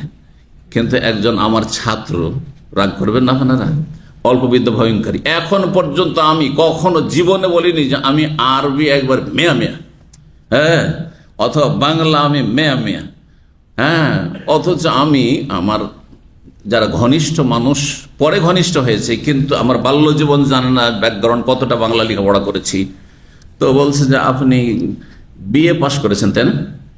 আমাকে বলছে যে আপনি মানে বিএ পাস করেছেন বাংলায় না? তা আমি বললাম বিএ পাস, মাধ্যমিকও পাস করিনি। হ্যাঁ সুবহানাল্লাহ। তো আমার ভাষা শুনে আপনার ভাষা বলছেন না, কমপক্ষে আপনি বিএ পাস করেছেন, গ্রাজুয়েশন করেছেন, বুঝছেন না? তো তারপরও কোনোদিন দাবি করিনি যে আমি এই ভাষা খুব বেশি জানি, সব ভাষাই দুর্বল, তবে কোনো ভাষা একটু কম জানি, কোনো ভাষা একটু বেশি জানি। আর আমার এক ছাত্র সামান্য একটু তালিমুল লোগাল আরবে পড়েছে আর একটু সামান্য বুঝে, কতটা বুঝে? 20% বুঝে। আমি তাকে ওজন করে, কারণ আমি যেহেতু ওস্তাদ, ওজন করে দাঁড়িয়ে পারলে ওজন করে বলতে পারে যে সে 100-তে 20 বুঝে, 80 বুঝে না। একদিন বলছে যে ওস্তাদ আমি এখন সব আরবি বুঝতে পারি। আমি হেসে দিলাম, বলছে আমি সব আরবি বুঝতে পারি, হেসে দিলাম। আর তারপরে তখন ওই কিতাবুত তাওহীদের একটা ব্যাখ্যা নিয়ে আসছে, হ্যাঁ না উসুল সালাসা, কিতাবুত তাওহীদ আরো অনেক একটু কঠিন, ওসুর 3টি মূলনীতি, ছোট্ট একটি কিতাবের আরবি ব্যাখ্যা শেখ ইবনে উসাইমিনের বা শেখ সালেহ ফৌজানের নিয়ে আসার পরে বলছে যে ওস্তাদ এটা বুঝতে পারি না। তার কয়দিন পরেই বলছে এখন সব বুঝি। অল্প বিদ্যা ভয়ঙ্করী। যখন আমরা হাদিস পড়তাম, এই যে হাদিসে কত সময় লেগে যাচ্ছে তাই না? প্রথম যখন হাদিস পড়া শুরু করলাম বলগুলো মারাম, তারপরে মিশকাত, আর একটু তর্জমা করতে শিখে গেলাম, যে অনুবাদটা করতে পারি, তখন আমি মনে মনে, আমি নিজের কথা বলছি, ভাবতাম যে কাজ হয়ে গেছে, কাজ হয়ে গেছে, মানে আমি তর্জমা করতে পারছি, অনুবাদ করতে পারছি। আর এখন মনে হচ্ছে যত পড়ছি তত আমাকে এলেমের গরিব মনে হচ্ছে, বুঝতে পারছেন না? জি হ্যাঁ। যেই গাছে ফল ধরে থাকে সেই গাছ ঝুঁকে যায়, নুয়ে যায়, আর যে গাছে ফল টল হয় না সেই গাছের ডাল পাতা সব একবারে এইভাবে খাড়া হয়ে থাকে, বুঝতে পারছেন? কি বুঝলেন? যার যত বেশি হ্যাঁ এলেম সে নমনীয় হবে, বিনয়ী হবে, আর যার এলেম কম সে তত বেশি অহংকারী হবে। আল্লাহ বুঝার তৌফিক দান করেন। আমাদের দেশের মৌলবীদের অবস্থা এরকম, অল্প বিদ্যা কিন্তু সবাই মুফতি, অথচ বলেন যে এই যে ফতুয়া, বলেন তো কোন আয়াত থেকে ফতুয়া, এটা কোন হাদিস থেকে? ক্ষমতা নেই তাদের, 14 গোষ্ঠী মিলে দিতে পারবে না ফতুয়া কোরআন হাদিসের আলোকে। তখন ফতুয়ার কথা ফতুয়া আলমগিরি, আর ফতুয়া কাজী খান, আর ফতুয়া থানভী, হ্যাঁ ইত্যাদি, মুখ তুমুক, এগুলো খুঁজবে, বুঝছেন? এই হলো অবস্থা। আল্লাহ হেদায়েত দান করুন। তো বলছেন ফান্তালাকা ফিল হাররা, হাররা বলতে বলতে এত দূর চলে গেলাম, হাররা শারকি হাররা গারবিয়া, এমন মদিনা দুই পাশের এলাকা যে এলাকায় মাটির না কুচি কুচি পাথর বিশিষ্ট এলাকা, সেই এলাকায় চলে গেলেন। হাত্তাল্লা আরাহু, দেখতেই পাচ্ছেন নবী সাল্লাল্লাহু আলাইহি ওয়াসাল্লামকে, অনেক দূর চলে গেলেন হাঁটতে হাঁটতে। ফালাবেসা আন্নি, আমার থেকে তিনি বিলম্ব করলেন, সেখানে অবস্থান করলেন। ফাতাল রুবসা, দীর্ঘক্ষণ সেখানে অবস্থান করলেন, রাতের বেশ কিছু সময় সেখানে কেটে গেল। সুম্মাইন্নি সামিতুহু মুকবিলুন, তারপর আমি শুনতে পাচ্ছি তিনি ফিরে আসছেন আমার দিকে আর বলছেন ওয়াইন সারাকা ওয়াইন জানা, যদিও চুরি করে, যদিও জেনা ব্যভিচার করে, কার সাথে যেন কথা বলছেন, রাতের অন্ধকারে দূর থেকে দেখছেন, কিন্তু অন্য কোনো লোক দেখতে পাচ্ছেন না, মানুষ নেই, একাই আছেন, আবার কথা বলছেন। আর এইভাবে কি বলেন, যদিও জেনা করে, যদিও চুরি করে, তারপরেও এই ধরনের কথা বলছেন। কালা ফালাম্মা যা, যখন আসলেন আমার কাছে নবী সাল্লাল্লাহু আলাইহি ওয়াসাল্লাম, লাম আসবের, আমি ধৈর্য ধরে থাকতে পারলাম না, হাত্তা কুলতু, আমি বলেই ফেললাম। কে বলছেন? আবু যার। ইয়া নবী, আল্লাহর নবী, জালানি আল্লাহ ফেদাকা, আল্লাহ আমাকে আপনার উপর উৎসর্গ করুন, মান তুকাল্লিফি জানিবিল হাররা, এই ক্ষুদ্র কুচি পাথর বিশিষ্ট ময়দানে আপনি কার সাথে কথা বলছিলেন? কার সাথে কথা বলছিলেন? মা সামিআতু আহাদান ইয়ারজু ইলাইকা শাইআন, আমি তো এমন কোন ব্যক্তির কোন শব্দ শুনতে পেলাম না, সারা শব্দ, যে আপনার উত্তর দেবে, কোনো উত্তর শুনতে পাচ্ছি না, কিন্তু আপনি কথা বলছেন, আপনার কথা শুনতে পাচ্ছি, ওনার কথা তো শুনতে পাচ্ছি না, আর কোনো লোকও দেখতে পাচ্ছেন, আপনি একাই। কালা জাকা জিবরিল, উনি ছিলেন জিবরাইল আলাইহিস সালাম, আমি জিবরাইল আলাইহিস সালামের সাথে কথা বলছিলাম। এই জন্য একা গেছেন নবী সাল্লাল্লাহু আলাইহি সাল্লাম। আরাদ আলী ফি জানিবিল হাররা, আমার সাথে তার সাক্ষাৎ হয়, মোলাকাত হয় এই হাররা এলাকায়, হাররা ময়দানে। কালাম, তারপরে তিনি বলেন, জিবরাইল আলাইহিস সালাম এসে ওহী করছেন। কিসের ওহী? এটি কোরআনের ওহী না। তাহলে বোঝা গেল যেমন কোরআন ওহী, তেমনি হাদিস হচ্ছে ওহী। ওহী দুটি, ওহী দুইটি। কোরআনকে ওহী মতলু বলা হয়, মানে তেলাওয়াতকৃত ওহী। কোরআনের তেলাওয়াত হচ্ছে ইবাদত, কিন্তু হাদিসের তেলাওয়াত ইবাদত নাই। হাদিসের অর্থ বোঝার জন্য যদি পড়েন তো সওয়াব, ইলম হাসিলের জন্য। কিন্তু আপনি কোরআন যেমন আলিফ লাম মিম যালিকাল কিতাবু লা রাইবা ফিহি হুদাল মুত্তাকিন পড়ছেন, সওয়াব। কেউ যদি হাদিস পড়তে থাকে, কালা রাসূলুল্লাহ সাল্লাল্লাহু আলাইহি ওয়াসাল্লাম বুনিয়াল ইসলামু আলা খামসিন, না না, তেলাওয়াত না, তেলাওয়াত না, মাতলু না, গায়র মাতলু। কথা বোঝা গেছে? কোরআন আর হাদিসের বেশ কিছু দিক থেকে পার্থক্য রয়েছে। আর একটি পার্থক্য হচ্ছে কোরআনের শব্দ অর্থ দুটোই হচ্ছে আল্লাহর কালাম, আল্লাহর বাণী। কোরআনের শব্দগুলি আল্লাহর বাণী, সরাসরি আল্লাহ কথা বলেছেন। কিন্তু হাদিসের শব্দগুলি নবী সাল্লাল্লাহু আলাইহি সাল্লামের বাক্যগুলি, আর ভাব অর্থ হচ্ছে আল্লাহর পক্ষ থেকে। জি, তো বলছেন জিবরাইল আলাইহিস সালাম এখানে এসেছিলেন, তিনি বললেন, বাশশির উম্মাতাকা, হে নবী, আপনি আপনার উম্মতকে সুসংবাদ দিয়ে দেন। কে বলছেন? জিবরাইল নবীকে বলছে, আন্নাহু মান মাতা, যে মারা যাবে এমন অবস্থায়, লা ইউশরিক বিল্লাহি, সে আল্লাহর সাথে কোনো কিছুকে শরীক করবে না, দাখালাল জান্নাহ, সে জান্নাতে যাবে। শরীক করবে না, এটা একটা দিক। আর একটা দিক রয়েছে, দুটো দিক মিলে হচ্ছে ইবাদত। কি? কে বলতে পারে? যে বলবে হাত তুলবে। হ্যাঁ, আল্লাহর ইবাদত হচ্ছে ইতিবাচক আর নেতিবাচক। হ্যাঁ, আল্লাহ যাহা পছন্দ করেন তাহা করা, এবং যাহা অপছন্দ করেন তা থেকে দূরে থাকা। ঠিক আছে, কাছাকাছি।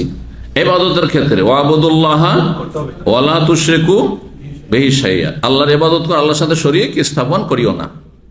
তাহলে দুটো, লা ইলাহা ইল্লাল্লাহ, মাবুদ নেই এগুলো, ইল্লাল্লাহ, একমাত্র মাবুদ হচ্ছে, সত্য মাবুদ হচ্ছেন আল্লাহ।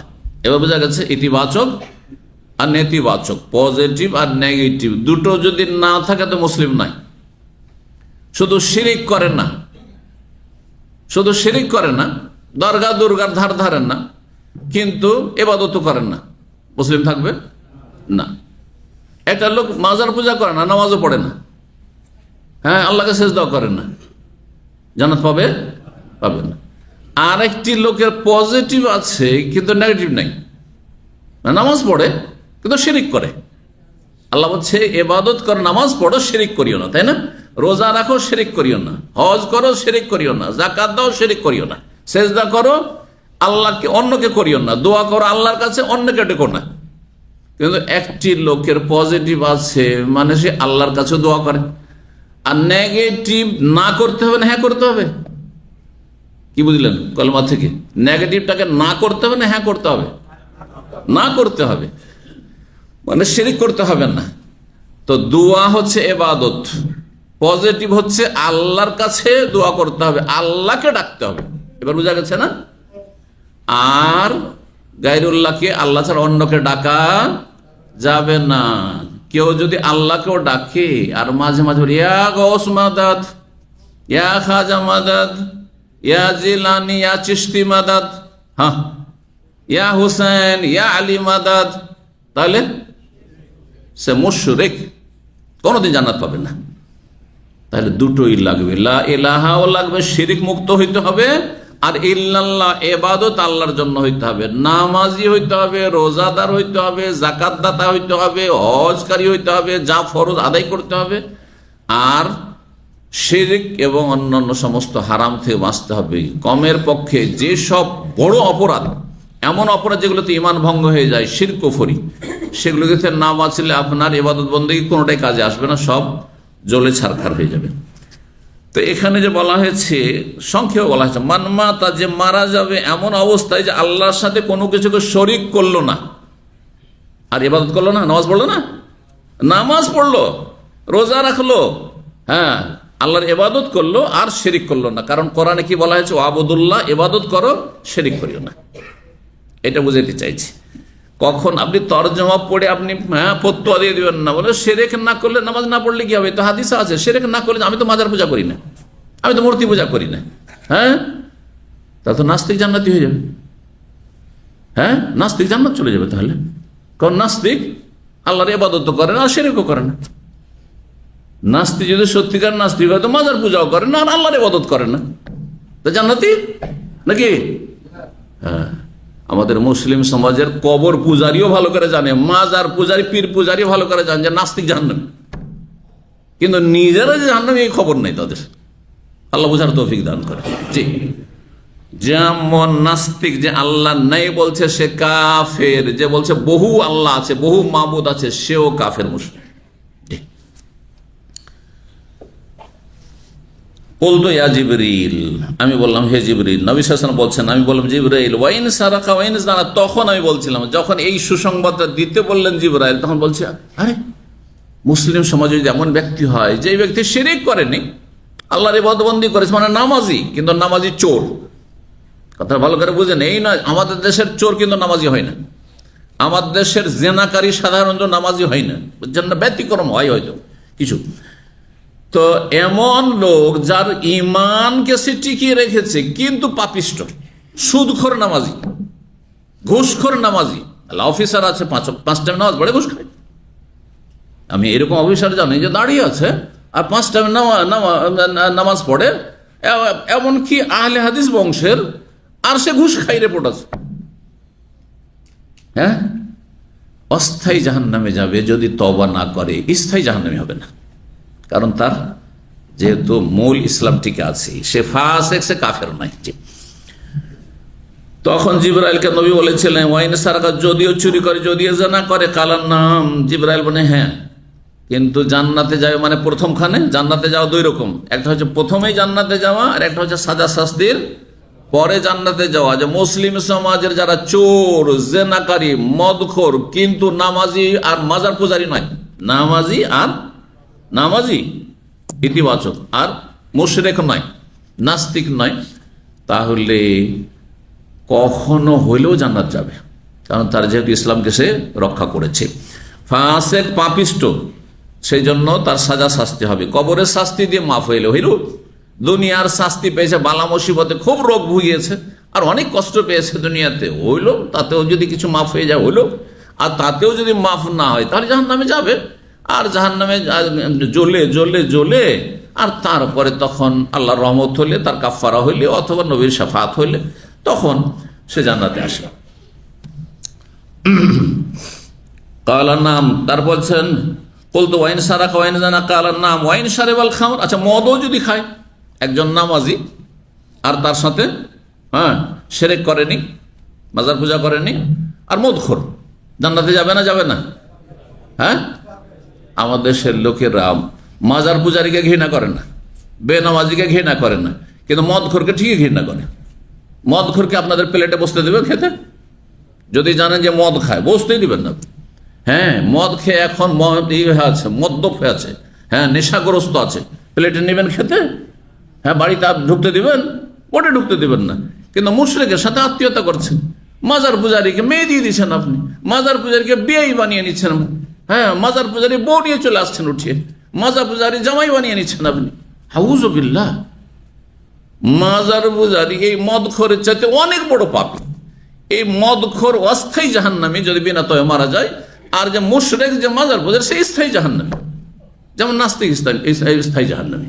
জি, আমার আলোচনা রয়েছে, ভালো করে শুনে, 10টি জাহান্নামের ওপর 10টি জান্নাতের ওপর। তার মধ্যে এই 10টির মধ্যে দুটো স্থায়ী জাহান্নামী আর অস্থায়ী জাহান্নামী কারা, এই আলোচনাগুলি রয়েছে। তাহলে বিষয়টি আরো বুঝতে পারবেন। তো যাই হোক, নবী সাল্লাল্লাহু আলাইহি ওয়াসাল্লাম বলছেন যে যদিও সে মদ পান করে, জিবরাইল বলছেন যদিও মদ পান করে জান্নাতে যাবে, কিন্তু প্রথমখানে না দখুল আউয়ালিনা, কখনো সাজা শাস্তির পরে। জি, এই ছিল হাদিস। আর তারপরে হাদিসে কিছু সনদের কথা রয়েছে। ইমাম বুখারী রাহিমাহুল্লাহ বলছেন যে হাদিস আবু সালেহ এই হাদিসটা আবু দারদা থেকে মুরসাল বর্ণিত হয়েছে। আর তারপরে বলছে ওয়াসাহি হাদিস আবু যারের হাদিসটি হচ্ছে মুত্তাসিল। কিলা ইয়া আব্দুল্লাহ, ইমাম বুখারীকে বলা হয় হাদিস আতা বিন ইয়াসার। আর একটি সনদ রয়েছে, আতা বিন ইয়াসার বর্ণনা করছেন, আতা বিন ইয়াসার আবু দারদা থেকে। কাল মুরসাল আইজান, এটিও মুরসাল হাদিস। ওয়াসাহি সহি হাদিস সনদের দিকে হচ্ছে আবু যারের হাদিস। ওয়াকাল ইজরেবু আলা হাদিস আবি দারদা, আবু দারদা হাদিসটিকে বাদ দাও, ছুঁড়ে ফেলো। কাল হাদা ইযা মাতা ক্বালা লা ইলাহা ইল্লাল্লাহ, যখন মারা যাবে লা ইলাহা ইল্লাল্লাহ বলে। ব্যাখ্যা কেউ কেউ ব্যাখ্যা করেছেন, যেই ব্যক্তি শিরক করেনি কিন্তু চুরি করেছে, ডাকাতি করেছে, জেনা করেছে, বিভিন্ন পাপে জড়িয়েছে, মদ খেয়েছে, আর ইন্তেকালের পূর্ব মুহূর্তে অন্তরের খুলুসিয়তের সাথে লা ইলাহা ইল্লাল্লাহ বলেছে, সে জান্নাতে যাবে। এটা আরেকটি ব্যাখ্যা হয়ে গেল। তাহলে কিন্তু ধরেন হঠাৎ করে মারা গেল, হ্যাঁ, মদ খেয়েছে, জেনায় লিপ্ত হয়েছে, অথবা চুরি করেছে, বেঈমানি করেছে, তারপরে মারা গেল, আল্লাহ ইল্লাল্লাহ শেষখানে নসিব হয়নি, তাহলে জান্নাতে যাবে না, জাহান্নামে যাবে। তবে স্থায়ী জাহান্নামে হবে না, যেমনটা বললাম, যদি তার ঈমান টিকে থাকে, ঈমান ভঙ্গ না করে থাকে। 14 নম্বর অধ্যায় হচ্ছে বাবু কাউলিন নবী সাল্লাল্লাহু আলাইহি ওয়া সাল্লাম, নবী সাল্লাল্লাহু বাণী সম্পর্কে, মা ইয়াসুরুনি আন্না ইনদি মিসলা উহুদিন হাযা যাহাবান। ঠান্ডা লাগে না আপনাদের? একটু বন্ধ করে দিতে, পরে গরম লাগলে চলবে। একটা দুটার পিছনে লাগে না। নবী সাল্লাল্লাহু আলাইহি ওয়াসাল্লাম বলেন এই অধ্যায়, মা ইয়াসুরুনি আন্না ইনদি মিসলা উহুদিন হাযা যাহাবান, আমাকে পছন্দ লাগে না, ভালো লাগে না যে আমার কাছে ওহদ পর্বত সম পরিমাণ স্বর্ণ থাকে। নবী সাল্লাল্লাহু আলাইহি ওয়াসাল্লাম বলছেন যে ওহদ পাহাড়ের সমান যদি আমাকে স্বর্ণ দাও, এইটাতে আমি খুশি না, আমি চাই না, এতটা শুধু। আর সে ওহদ পাহাড় সমপরিমাণ আমি স্বর্ণের মালিক হয়ে গেলাম, আর তারপরে একদিন অথবা 3 দিন, সর্বর্ধে 3 দিন পার হয়ে চলে যাবে, আর আমার কাছে এখনো সে স্বর্ণ মজুদ আছে, এই অবস্থা আমার পছন্দ না। অর্থাৎ 3 দিনের বেশি পার হইতে দেবো না, একদিনের ভিতরেই অথবা সর্বর্ধে 3 দিনের ভিতরে সমস্ত কিছু দান সাদকা করে সব শেষ করে দেব। আর আপনি আমি, হ্যাঁ, চিন্তা করুন, আপনি কোথায়, আপনার নবী, আমার নবী কোথায়, আপনারা? জি, চিন্তা করুন, টাকা পয়সা কেমন করে বাড়বে, কেমন করে বাড়বে। আর নবী সাল্লাল্লাহু আলাইহি ওয়াসাল্লাম বলছেন যে ওহদ পাহাড় সম পরিমাণও যদি স্বর্ণ আমার কাছে থাকে, একদিন থেকে 3 দিনের ভিতরে সমস্ত কিছু দান সাদকা করে শেষ করে, মানুষকে দিয়ে শেষ করে, তো আমি নিজের কাছে কিছুই রাখবো না। নবী সাল্লাল্লাহু আলাইহি ওয়াসাল্লাম বাড়িতে কিছু সঞ্চিত করে রাখতেন না। জি, রাখতেন না। সাধারণত আগামীকালকের জন্য কিছু থাকতো না, আগামীকাল আসবে, আবার আগামীকালকে চিন্তা করা যাবে। এটা হচ্ছে আসল তাওয়াক্কুল, এটা হচ্ছে সর্বোচ্চ পর্যায়ের তাওয়াক্কুল, যেটা হচ্ছে পশু পাখির তাওয়াক্কুল। যেমন হাদিসে রয়েছে তিরমিজির, লাউ আন্নাকুম তাতাওয়াক্কালুনা আলা হাক্কা তাওয়াক্কুলি, যদি তোমরা সত্যিকার অর্থে, প্রকৃত অর্থে আল্লাহর প্রতি আস্থা ভরসা রাখতে, লা রাযাকাকুম, তাহলে আল্লাহ অবশ্যই তোমাদেরকে রিজিক দিতেন, অনাহারে রাখতেন না। কামা ইয়ারযুকুত তায়র, যেমন পাখিকে আল্লাহ রিজিক দেন। পাখির বাসা থেকে জমা করে রাখে, কোন একদিন ধান গম খুব বেশি পেয়ে গেছে, যা খেলো ওখানে গজগজ করছে, ধরে দেখেছেন মুরগি টুরগি, হ্যাঁ, পাখিকে দেখেন, কবুতর ধরে গজগজ করছে, ভর্তি আছে। আর তারপরে কিছুটা চলো কালকে জন্য নিয়ে যাই, রাখি, কালকে আবার কোথায় কষ্ট করে পাবো না, হ্যাঁ, তো নিয়ে যাই কালকে, করে? হ্যাঁ, একদিনের জন্য, এক বেলার জন্য করে না। কি করে তাহলে? হ্যাঁ, সারা রাত বাসায় থাকে, আর সকাল হলে তাগুদু খেমাসান ওয়া তারুহু বেতানান, সকালবেলা খালি পেটে বেরোয়, সন্ধ্যাবেলা পেট ভর্তি করে গিয়েছিল, সারা রাতে হজম হয়ে গেছে। আর তার প্রধান পাখি সকালবেলা খেমাসান ক্ষুধার্ত অবস্থায় বেরিয়ে পড়ে আর ছড়িয়ে পড়ে, কোথায় পায় কোথায় পায়, কোথায় দানা পায়। ও তার রুহ বেতানান, আর পেট পুরে তখন সন্ধ্যাবেলা ফিরে আসে। এই হাদিসে কর্ম করার কথা বলা হয়েছে না কর্মহীনতার কথা বলা হয়েছে? কর্মহীনতা, কাজ করতে হবে না আমাদের তবলিগি ভাইদের মতো। এই তবলিগি ভাইরা হচ্ছে কর্মহীন, রাগ করিয়েন না কিন্তু বাস্তব বলছি। আমার এক চাচা তবলিগি ছিলেন, আহলে হাদিস তবলিগি, মানে আহলে হাদিসের তরিকা তবলিগি না, ওই চিল্লাওয়ালাই তবলিগ, কিন্তু বিভ্রান্ত হয়েও তবলিগি জামাতে লেগে গেছিলেন। আর তারপরে আমি তখন মদিনা ইউনিভার্সিটিতে ছাত্র পড়ি, লেখাপড়া করে, মহল্লা দুনিয়া থেকে চলে গেছেন, কিন্তু তওবা করে গেছেন। তো তারপরে তার পিছনে লাগলাম যে এটা আমার আত্মীয়, আমি মদিনা ইউনিভার্সিটি লেখাপড়া করলাম, জামিয়া সালফিয়া পড়লাম, হ্যাঁ, আর মানুষকে আমি হেদায়েত করব, আর এই লোক এই দিক দিয়ে শুরু করি। বুঝাইতে লাগলাম, শুধু দোষ খুঁজে। আহলে হাদিস আলেমরা টুপি পরে না, হ্যাঁ টুপি পরে না, এই অমুক দাড়ি কাটে, অমুক এই করে, হ্যাঁ এইগুলো শুধু বলে। আমি বললাম যে কি টুপি পরে না, টুপি পরা ফরজ কাজ নয়, হ্যাঁ তারপরে এটা ইসলামী সাজ থাকবে ভালো, কিন্তু আপনি যেটাতে গিয়েছেন ইলিয়াসি তবলিগ, সেটা কিন্তু নবীর তবলিগ না, ওইটা মৌলানা ইলিয়াসের তবলিগ। হ্যাঁ, আর তাতে হুকুম আহকাম মাসলা মাসাইল কিচ্ছু নেই, ফাজাইল আমলে শুধু ফজিলত, তাতে আয়াত আছে হাদিস আছে, এতটুকু তো ঠিক আছে। তারপরে জালজয়ীফ হাদিস, তারপরে স্বপ্নের ছড়াছড়ি, আর বুজুর্গানে দিনের কেরামতির কেচ্চা কাহিনী, এইসব যে আছে, আর ওগুলো তো শিরিক বেদাত আছে মেলা। দেখাইলাম ও কিছু, আস্তে আস্তে লাগাম টানতে টানতে টানতে টানতে আল্লাহকে হেদায়েত করেছেন, হেদায়েত হয়ে গেল, কিন্তু খুব বেশি সুগার প্রেশার ছিল, আর তারপরে মারা গেছে। অথচ আমার চাইতে বয়সে এমন কোনো বেশি ছিল না, হয়তো 1-2 বছর 3 বছরের বড় ছিল, কিন্তু অনেক আগে তিনি মারা গেছে, আল্লাহ যেন রহম করেন। কিন্তু তওবা করে সংশোধন করে ফিরে গেছেন। কি যেন বললাম, তবলিগের কথা কেন বললাম? হ্যাঁ, কর্মহীন। শোনেন তাহলে, তার বিয়ে হয় আমার বিয়ের আগে, বিয়ে করে যে মেয়েটিকে, সে মেয়েটির বয়স একেবারে অল্প বয়স, 12-13 বছর একটা মেয়েকে বিয়ে করে, আর তারপরে ওই চিল্লাই জড়িয়ে যায়। নিজের একটা বাড়ি করেছে, রোড সাইডে একটা বাড়ি করেছে, সেই বাড়ি কাঁচা সাধারণ একটা বাড়ি, একটু তুলেছে, টালি আছে, এই বাড়িতে রেখে ও 40 দিনের চিল্লায় চলে যায়। তো কত দূরে? আশেপাশে 1400 কিলোমিটার দূরে, 1400 কিলোমিটার দূরে, বুঝতে পারছেন? আপনার পশ্চিমবঙ্গ, বিহার এই এলাকা, কিশনগঞ্জ থেকে চলে যায় দিল্লি চলে যায়, 1400 কিলোমিটার দূর, 40 দিনের জন্য চলে গেছে। এখন মেয়ের বাবা মা যখন জানতে পারে, একটিও যখন ছেলে মেয়ে হয়নি, অথবা একটা হয়তো বাচ্চা হয়েছিল 13-14 বছর বয়স, তখন তার স্ত্রী পরবর্তী বাচ্চা হয়ে গেছে, অথবা প্রথমকালে হয়নি, ওই যুগ থেকে চিল্লা দিয়ে বাড়ায়, স্ত্রীকে রেখে দিয়ে হাঁটলো 40 দিনের জন্য। যখন 2 দিন 3 দিন হয়ে গেছে, ওর বাবা জানতে পেরেছে, মা জানতে পেরেছে, আমার মেয়ে তো একা আছে, নির্জন এলাকা, হ্যাঁ, তখন উঠিয়ে নিয়ে আসে মেয়েকে।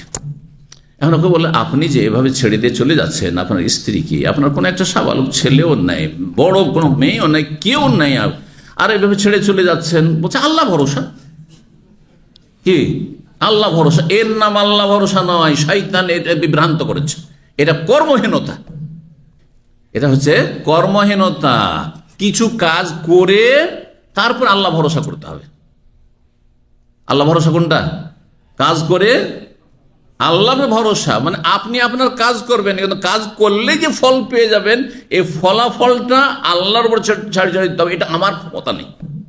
আপনি ডিউটি করার মালিক, ডিউটি করতে বেরিয়ে যেতে হবে, কিন্তু ঘুমিয়ে থাকলে পয়সা পাবেন? ডিউটি করতে আপনাকে যেতে হবে, তারপর ডিউটি করে পয়সা মালিক দেবে কিনা ওইটা আপনার হাতে নেই। আচ্ছা, মালিক দিল, তারপরে বেতনটা আপনি ভোগ করতে পেলেন না, রাস্তায় ছিঁড়ে পড়ে গেল, পকেট থেকে পড়ে গেল মানি ব্যাগ, নাকি কেউ চুরি করে নিল, পকেটে মেরে নিল, এটা আপনার ক্ষমতায় নেই, এটা আপনার ভাগ্যে জুটলো না জুটলো না, এইটা আল্লাহর হাতে। একজন আমাদের দিনী ভাই একসময় আসতে এখানে নতুন এসেছে, আসার পরে প্রথম ওই 91 ফয়সালি এলাকায় বেতন পেয়েছে, যেখানে কাজ করতো, আর বেতনটা নিয়ে তা বেরিয়ে এসছে, আর বেরিয়ে এসে সামনে একটা গাড়িতে হাত তুলেছে, প্রাইভেট কার, অনেকে প্রাইভেট কারে চলেন, কিন্তু এই প্রাইভেট কার সতর্ক সাবধান, চেপেছে। আর তারপরে তখন এখানে আসবে, শিকরিয়ায় থাকে হয়তো, তারপরে ছিল আপনার ইথিওপিয়া অথবা আফ্রিকার লোকেরা ছিল সেই গাড়িওয়ালারা। তারপর রাস্তাতে তাকে ধরে তার কাছ থেকে সব টাকা কেড়ে নিয়েছে, প্রথম মাসের বেতন কেড়ে নিয়েছে। এই যে মেহনত আপনি করলেন, আর তারপরে আপনার বেতনটা ভোগ করবেন কিনা, এটা আল্লাহর হাতে, আপনার হাতে নয়। কিন্তু আপনাকে মেহনতের চেষ্টা করতে হবে। কর্মহীনতার নাম আল্লাহ ভরসা নয়। ভালো করে শোনায়, কর্মহীনতার নাম আল্লাহ ভরসা নয়। এই তবলিগি ভাইয়েরা আল্লাহর উপরে তাওয়াক্কুল ভরসাকে বুঝতে গিয়ে বিভ্রান্ত হয়েছে, ভুল করেছে। অথচ দুনিয়ার ক্ষেত্রে সবাই করছেন। এখন ভাত সামনে প্লেটে আসবে যখন, যদি আল্লাহ ভরসা, যদি রিজিক থাকে তো এমনি খেতে পাবো। আরে ভাই খান, আপনার সাথী সঙ্গে যারা বসে আছে আশেপাশে বলছে খান, খান খান, বলছে আল্লাহ ভরসা। যদি তকদিরে থাকে তো পেট ভরে যাবে, হবে না? হাত বাড়াইতে হবে, উঠাইতে হবে, মুখে দিতে হবে, আবার চিবাইতে হবে, গিলতে হবে, এতগুলি কাজ করতে হবে, হবে না? হবে না? জি হ্যাঁ, কাজ করে ফলাফল রবের জন্য। হ্যাঁ, ওই রকম স্ত্রীকে আপনি রেখে আসবেন রে ভাই, তো এমন একটা জায়গায়, নিরাপদ জায়গায় রাখবেন। তারপরে যদি বালা মুসিবত চলে, করার কিছু নেই। আপনার শ্বশুর বাড়িতেও বালা মুসিবত আসতে পারে, মানুষের মাঝে থেকেও বালা মুসিবত আসতে পারে, হ্যাঁ, ক্ষতি হইতে পারে, কিন্তু আপনি নিরাপদ জায়গায় রেখে আসবেন। এইরকমই দুনিয়ার সমস্ত বিষয়ের ক্ষেত্রে। এই হাদিসে কাজের কথা আছে না নাই? পাখির এই কথাটা বলছিলাম, পাখি বসে থাকা বাসায় সকালবেলা, যে আল্লাহ ভরসা, তাওয়াক্কুল, আল্লাহ ভরসা। এই তবলিগীদের আল্লাহ ভরসা না? পাখি সকাল হলে কিচির মিচির করে ছুটলো, বাসাতে আর থাকে না, সারাদিন ঘুরে বেড়াচ্ছে, কোথায় একটা গমের দানা, কোথায় একটা ধানের দানা, কোথায় একটা চাল পেলো, কোথায় একটা কিছু পেলো, কোথায় একটা পোকামাকড় পেলো। এই করতে করতে করতে করতে পেটটা ভরেছে, মেহনত করেছে। ওই রকমই আপনাকে আমাকে মেহনত করতে হবে।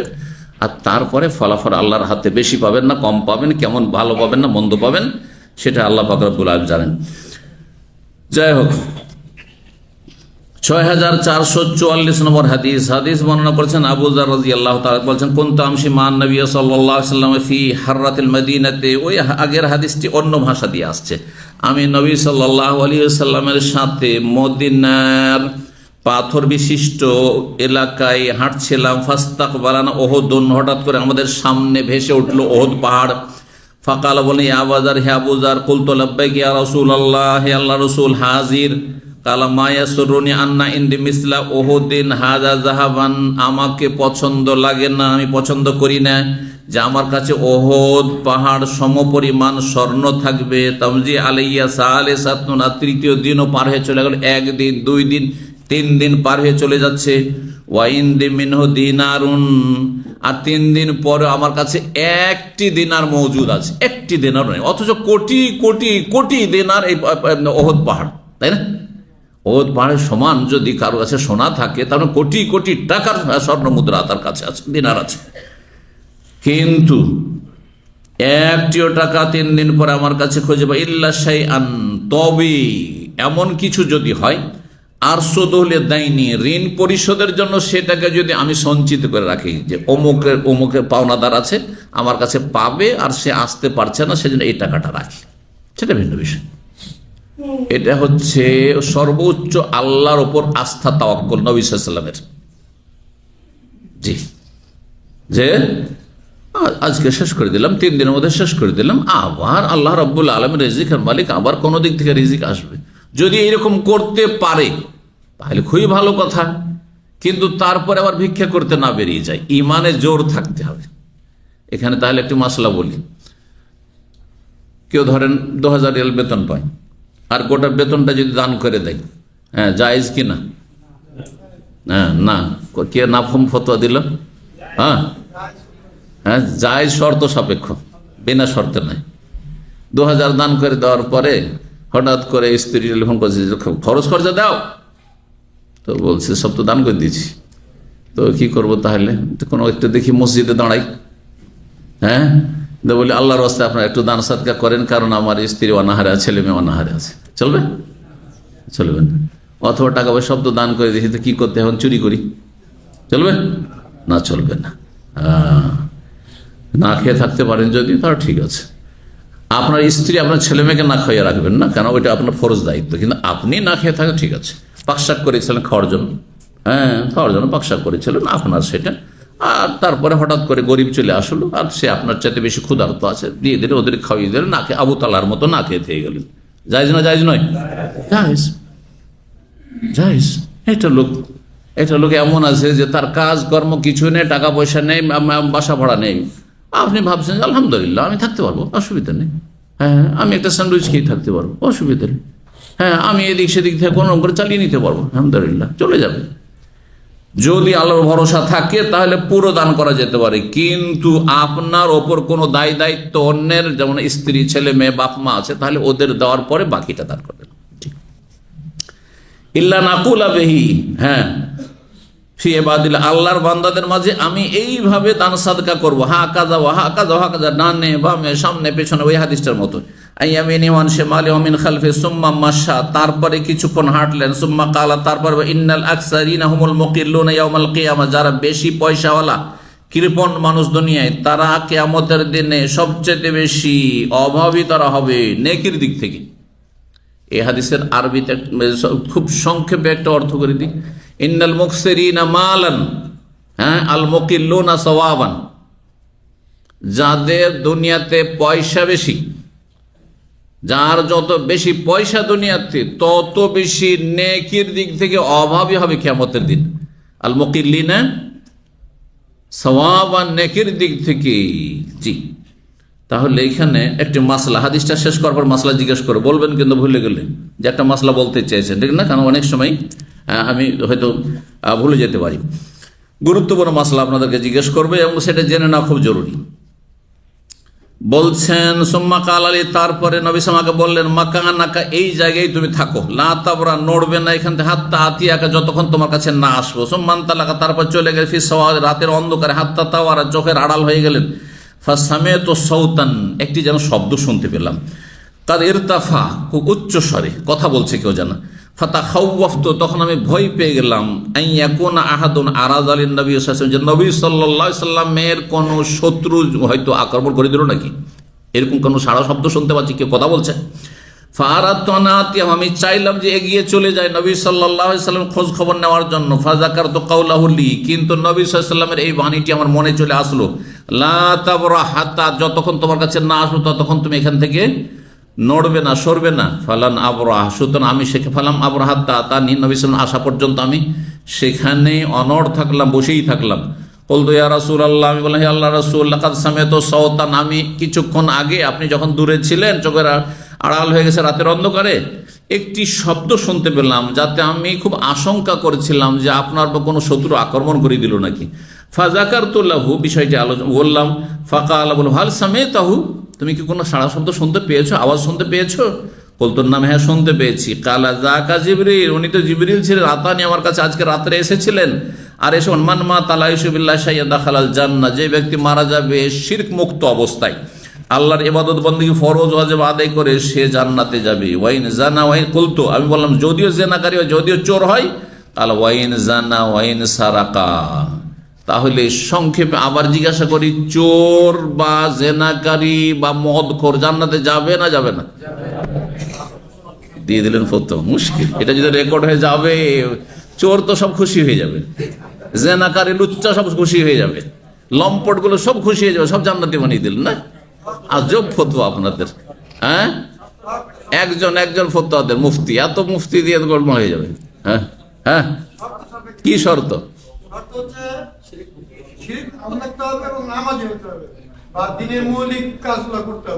নামাজি কিন্তু রোজা রাখেনি,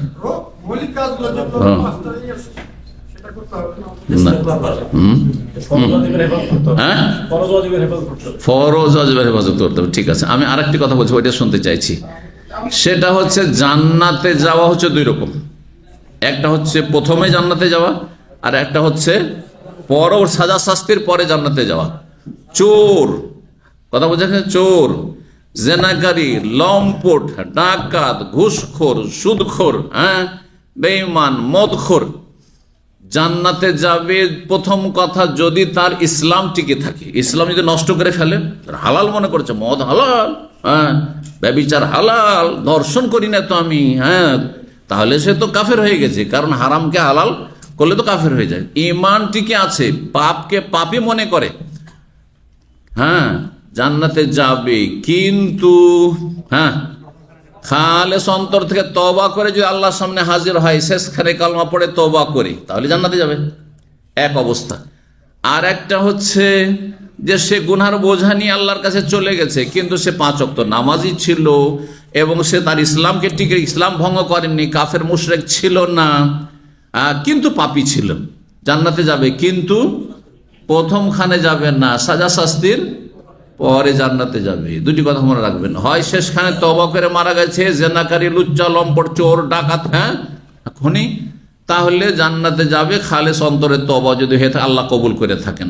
আর যদি বিরা তওবা গিয়ে থাকে তাহলে সাজা শাস্তির পরে জান্নাতে যাবে, যদি তার ইসলাম টিকে থাকে। আর ইসলাম যদি অন্য কিছু নষ্ট করে থাকে তাহলে তো সে তার ঈমান নষ্টের কারণে স্থায়ী জাহান্নামী হবে। যেমন বেনামাজি একেবারে নামাজ পড়ে, জুমা পড়তো, শুধু 5 ওয়াক্ত নামাজ পড়েনি, তাহলে সে জাহান্নামী, সে স্থায়ী জাহান্নামী। একজন মাজারে সেজদাকারী, হ্যাঁ আল্লাহ ছাড়া অন্য গৌস কুতুব ওলি আউলিয়া দিতে পারে, নিতে পারে, এর আফ্রিকার জঙ্গলে মিটিং করে, এইসব বিশ্বাস করে, তাহলে এরা স্থায়ী জাহান্নামী। ভালো করে শোনা যায়, স্থায়ী জাহান্নামী। এটা কোনো বাড়াবাড়ি চরমপন্থা নেই, এইটাই হচ্ছে হক, যে হক নিয়ে সমস্ত নবী রাসূল এসেছেন। এমন কোন ধর্ম আসমান থেকে আল্লাহ নাযিল করেননি যাতে শিরকের কোনো অবকাশ আছে। কথা বলছেন না? শিরকের ধর্ম আল্লাহ কখনো নাযিল করেননি, মানুষরা তৈরি করেছে শিরকের ধর্ম। সেটা দুর্গা পূজার ধর্ম হোক আর দরগা পূজার ধর্ম হোক। ভালো করছেন। 6445 নম্বর হাদিস, হাদিসটি শেষ করি, তারপর একটা প্রশ্ন আছে কিন্তু ভুলিয়েন না। ওবায়দুল্লাহ বিন আব্দুল্লাহ বিন উতবা তিনি বলছেন, কালা আবু হুরায়রা বলেন, কালা রাসূলুল্লাহ সাল্লাল্লাহু আলাইহি ওয়াসাল্লাম বলেছেন, লাউ কানা লি মিসলা উহুদিন যাহাবান, আমার কাছে যদি উহুদ পাহাড় সমপরিমাণ স্বর্ণ থাকে, মা ইয়াসরুনি, আমাকে ভালো লাগবে না, আল্লাহ তামুর আলাইহি সালাসু লায়ালিন, 3 রাত পার হোক, ওয়া ইনদি মিনহু শাই, আর কোনো কিছু অবশিষ্ট থেকে যাক, ইল্লা শাইআন, তবে সামান্য কিছু, যদি কিসের জন্য, আর সুদুল দাইনি, সেটাকে যদি আমি সঞ্চিত করে রাখি, জমা করে রাখি, ঋণ কর্জা আদায় করার জন্য। জি হ্যাঁ, প্রশ্ন করতে চেয়েছি না? হ্যাঁ, আপনাদের জন্য প্রশ্ন, উত্তর দিতে হবে। প্রশ্ন হচ্ছে যে তাহলে আমরা এতক্ষণ যে আলোচনা শুনলাম তাতে 2 শ্রেণীর লোকের কথা আমরা আলোচনা করলাম। এক হচ্ছে ধনী লোকেরা, আর এক হচ্ছে গরিব লোক, তাই না? আল্লাহর কাছে ধনী শ্রেষ্ঠ না গরিব শ্রেষ্ঠ? যে বলবে হাত তুলবে। হ্যাঁ, আল্লাহর কাছে কার মর্যাদা বেশি? ধনীর মর্যাদা বেশি? মুসলিম, কাফের কথা বলবো না, মুসলিম ধনীর মর্যাদা বেশি না মুসলিম গরিবের মর্যাদা বেশি? এত সহজ হইলে তার জিজ্ঞেস করতাম না। হ্যাঁ আচ্ছা, যে ভালো করে বলতে পারবে হাত তুলুক, এরকম না, এলো পাথাড়ি না।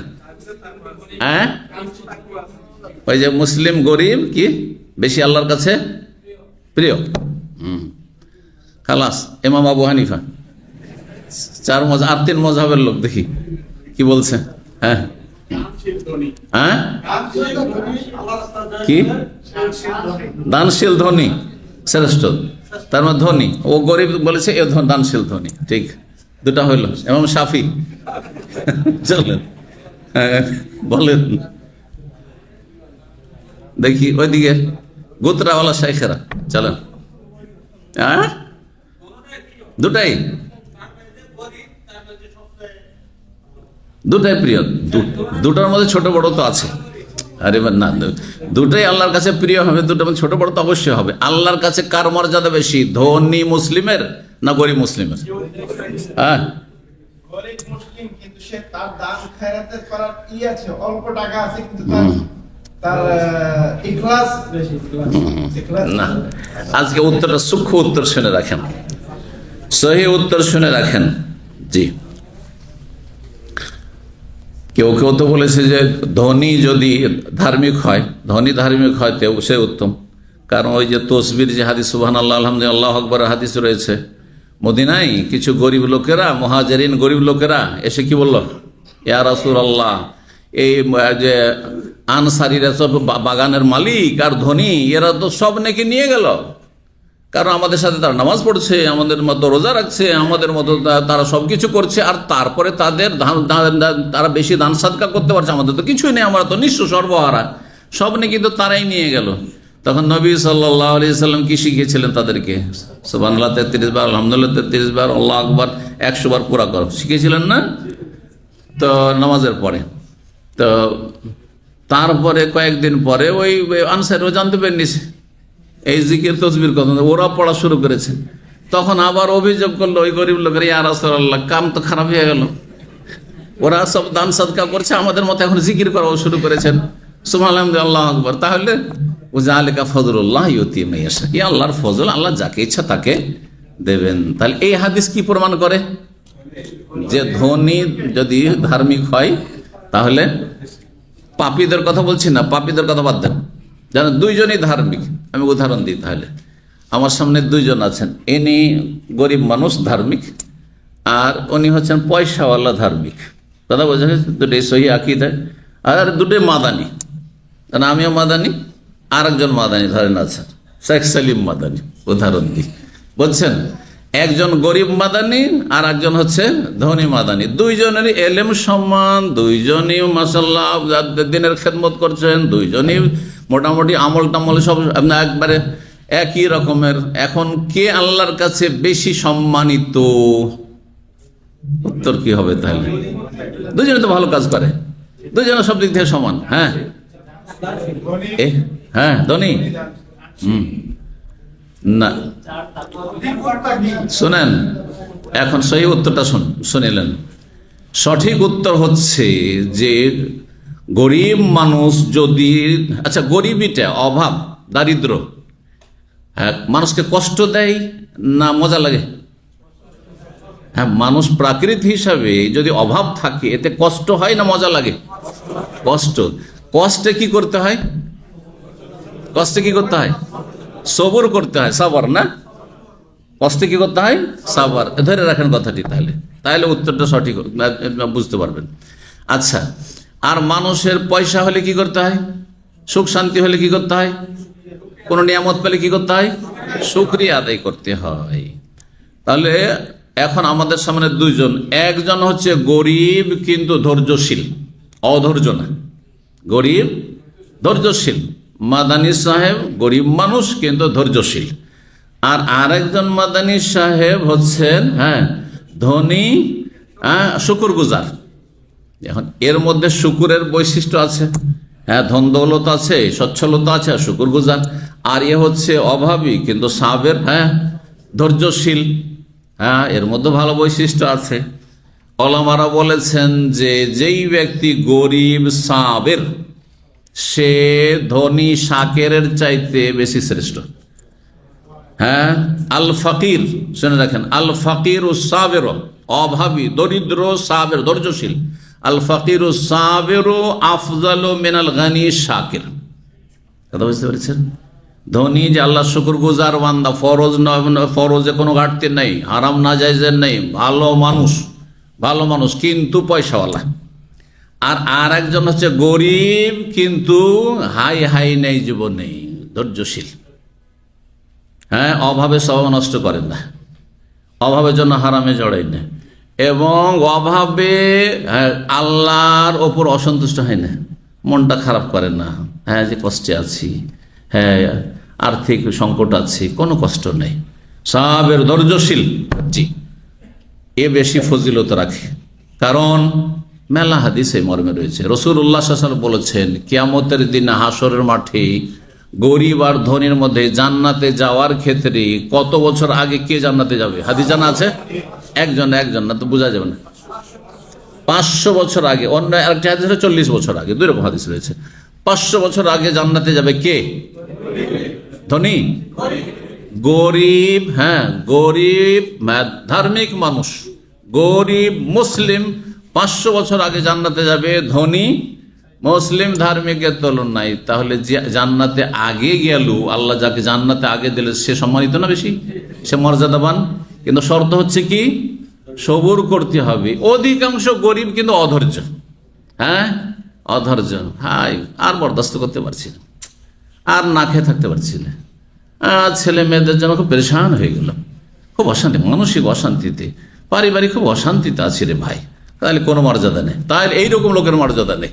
তাহলে ওই রকম কোয়ালিটির যদি হয়, মনে থাকবে হ্যাঁ, যে ফকির, অভাবী, সাবের, ধৈর্যশীল, হ্যাঁ, ধনী, শুকরগুজারের চাইতে হ্যাঁ শ্রেষ্ঠ আল্লাহর কাছে। আল্লাহু আলাম। 15 নম্বর অধ্যায় বলছেন, বা বনে অধ্যায় হচ্ছে আল গেনা গেনান নফস, সচ্ছলতা হচ্ছে মনের সচ্ছলতা, অভাব মুক্ত হওয়া। যার মন ধনী, মনটা বড়, সে হচ্ছে বড়।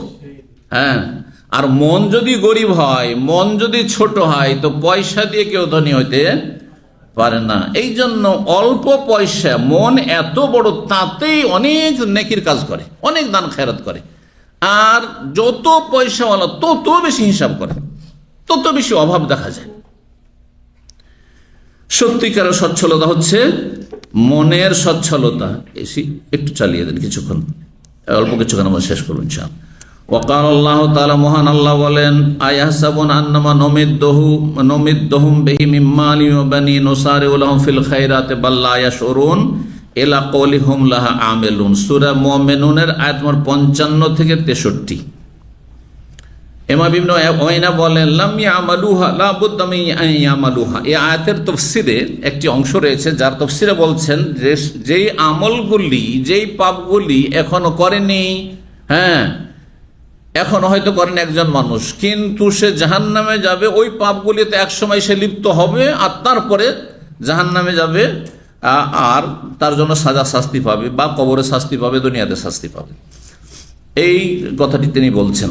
এখন এই আয়াত যেহেতু এখানে সবগুলো নিয়ে আসেননি, একটু এর ব্যাখ্যা করি। আল্লাহ বলছেন, যেহেতু আয়াতটি নিয়েছেন বুখারী, আয়াহসাবুনা, তারা কি মনে করে, কাফেরদের কথা আল্লাহ বলছেন, এবং কাফেরদের চরিত্রের যারা মুসলিম কিন্তু কাফেরদের মতো পেট পূজারী, তারা কি মনে করে, আন্নামা নুমিদ্দুহুম বিহি মিন মালি ওয়া বানিন, তাদেরকে যে আমি সাহায্য করেছি, যোগান দিয়েছি, মিন মালিন, ধন সম্পদ এবং জনবল, আল্লাহ জনবলও দিয়েছেন আর ধন সম্পদের বলও দিয়েছেন, নুসারিউ লাহুম ফিল খায়রাত, এই কাফেররা, পাপিষ্ঠরা মনে করে যে আমি তাদের জন্য খুব কল্যাণ করেছি।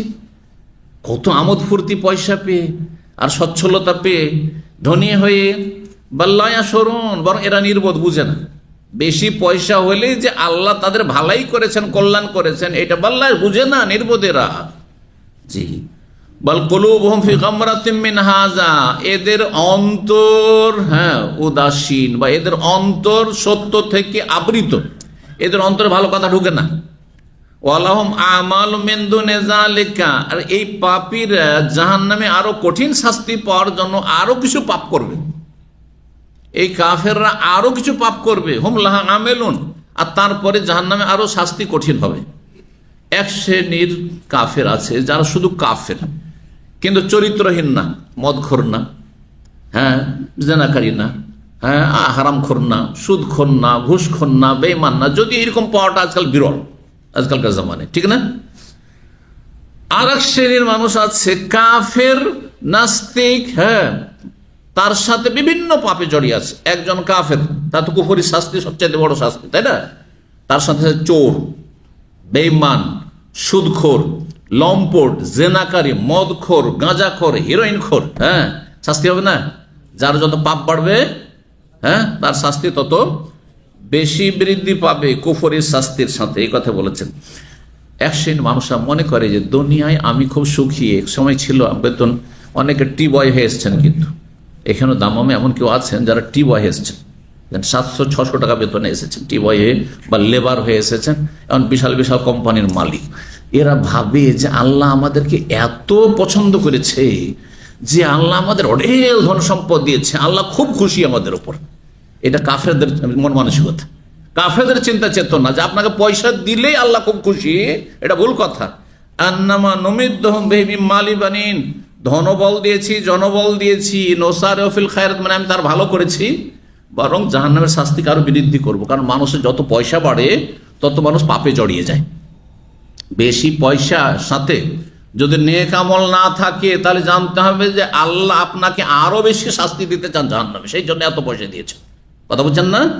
কিন্তু বেশি পয়সার সাথে যদি ধার্মিকতা বেড়ে যায়, দানশীলতা বেড়ে যায়, হ্যাঁ, পরোপকারিতা বেড়ে যায়, জনকল্যাণমূলক কাজ বেড়ে যায়, ইসলামের খেদমতে বেড়ে যায় আপনার অর্থ সম্পদ দিয়ে, তাহলে এটা ভালো, এটা ভালো। তাহলে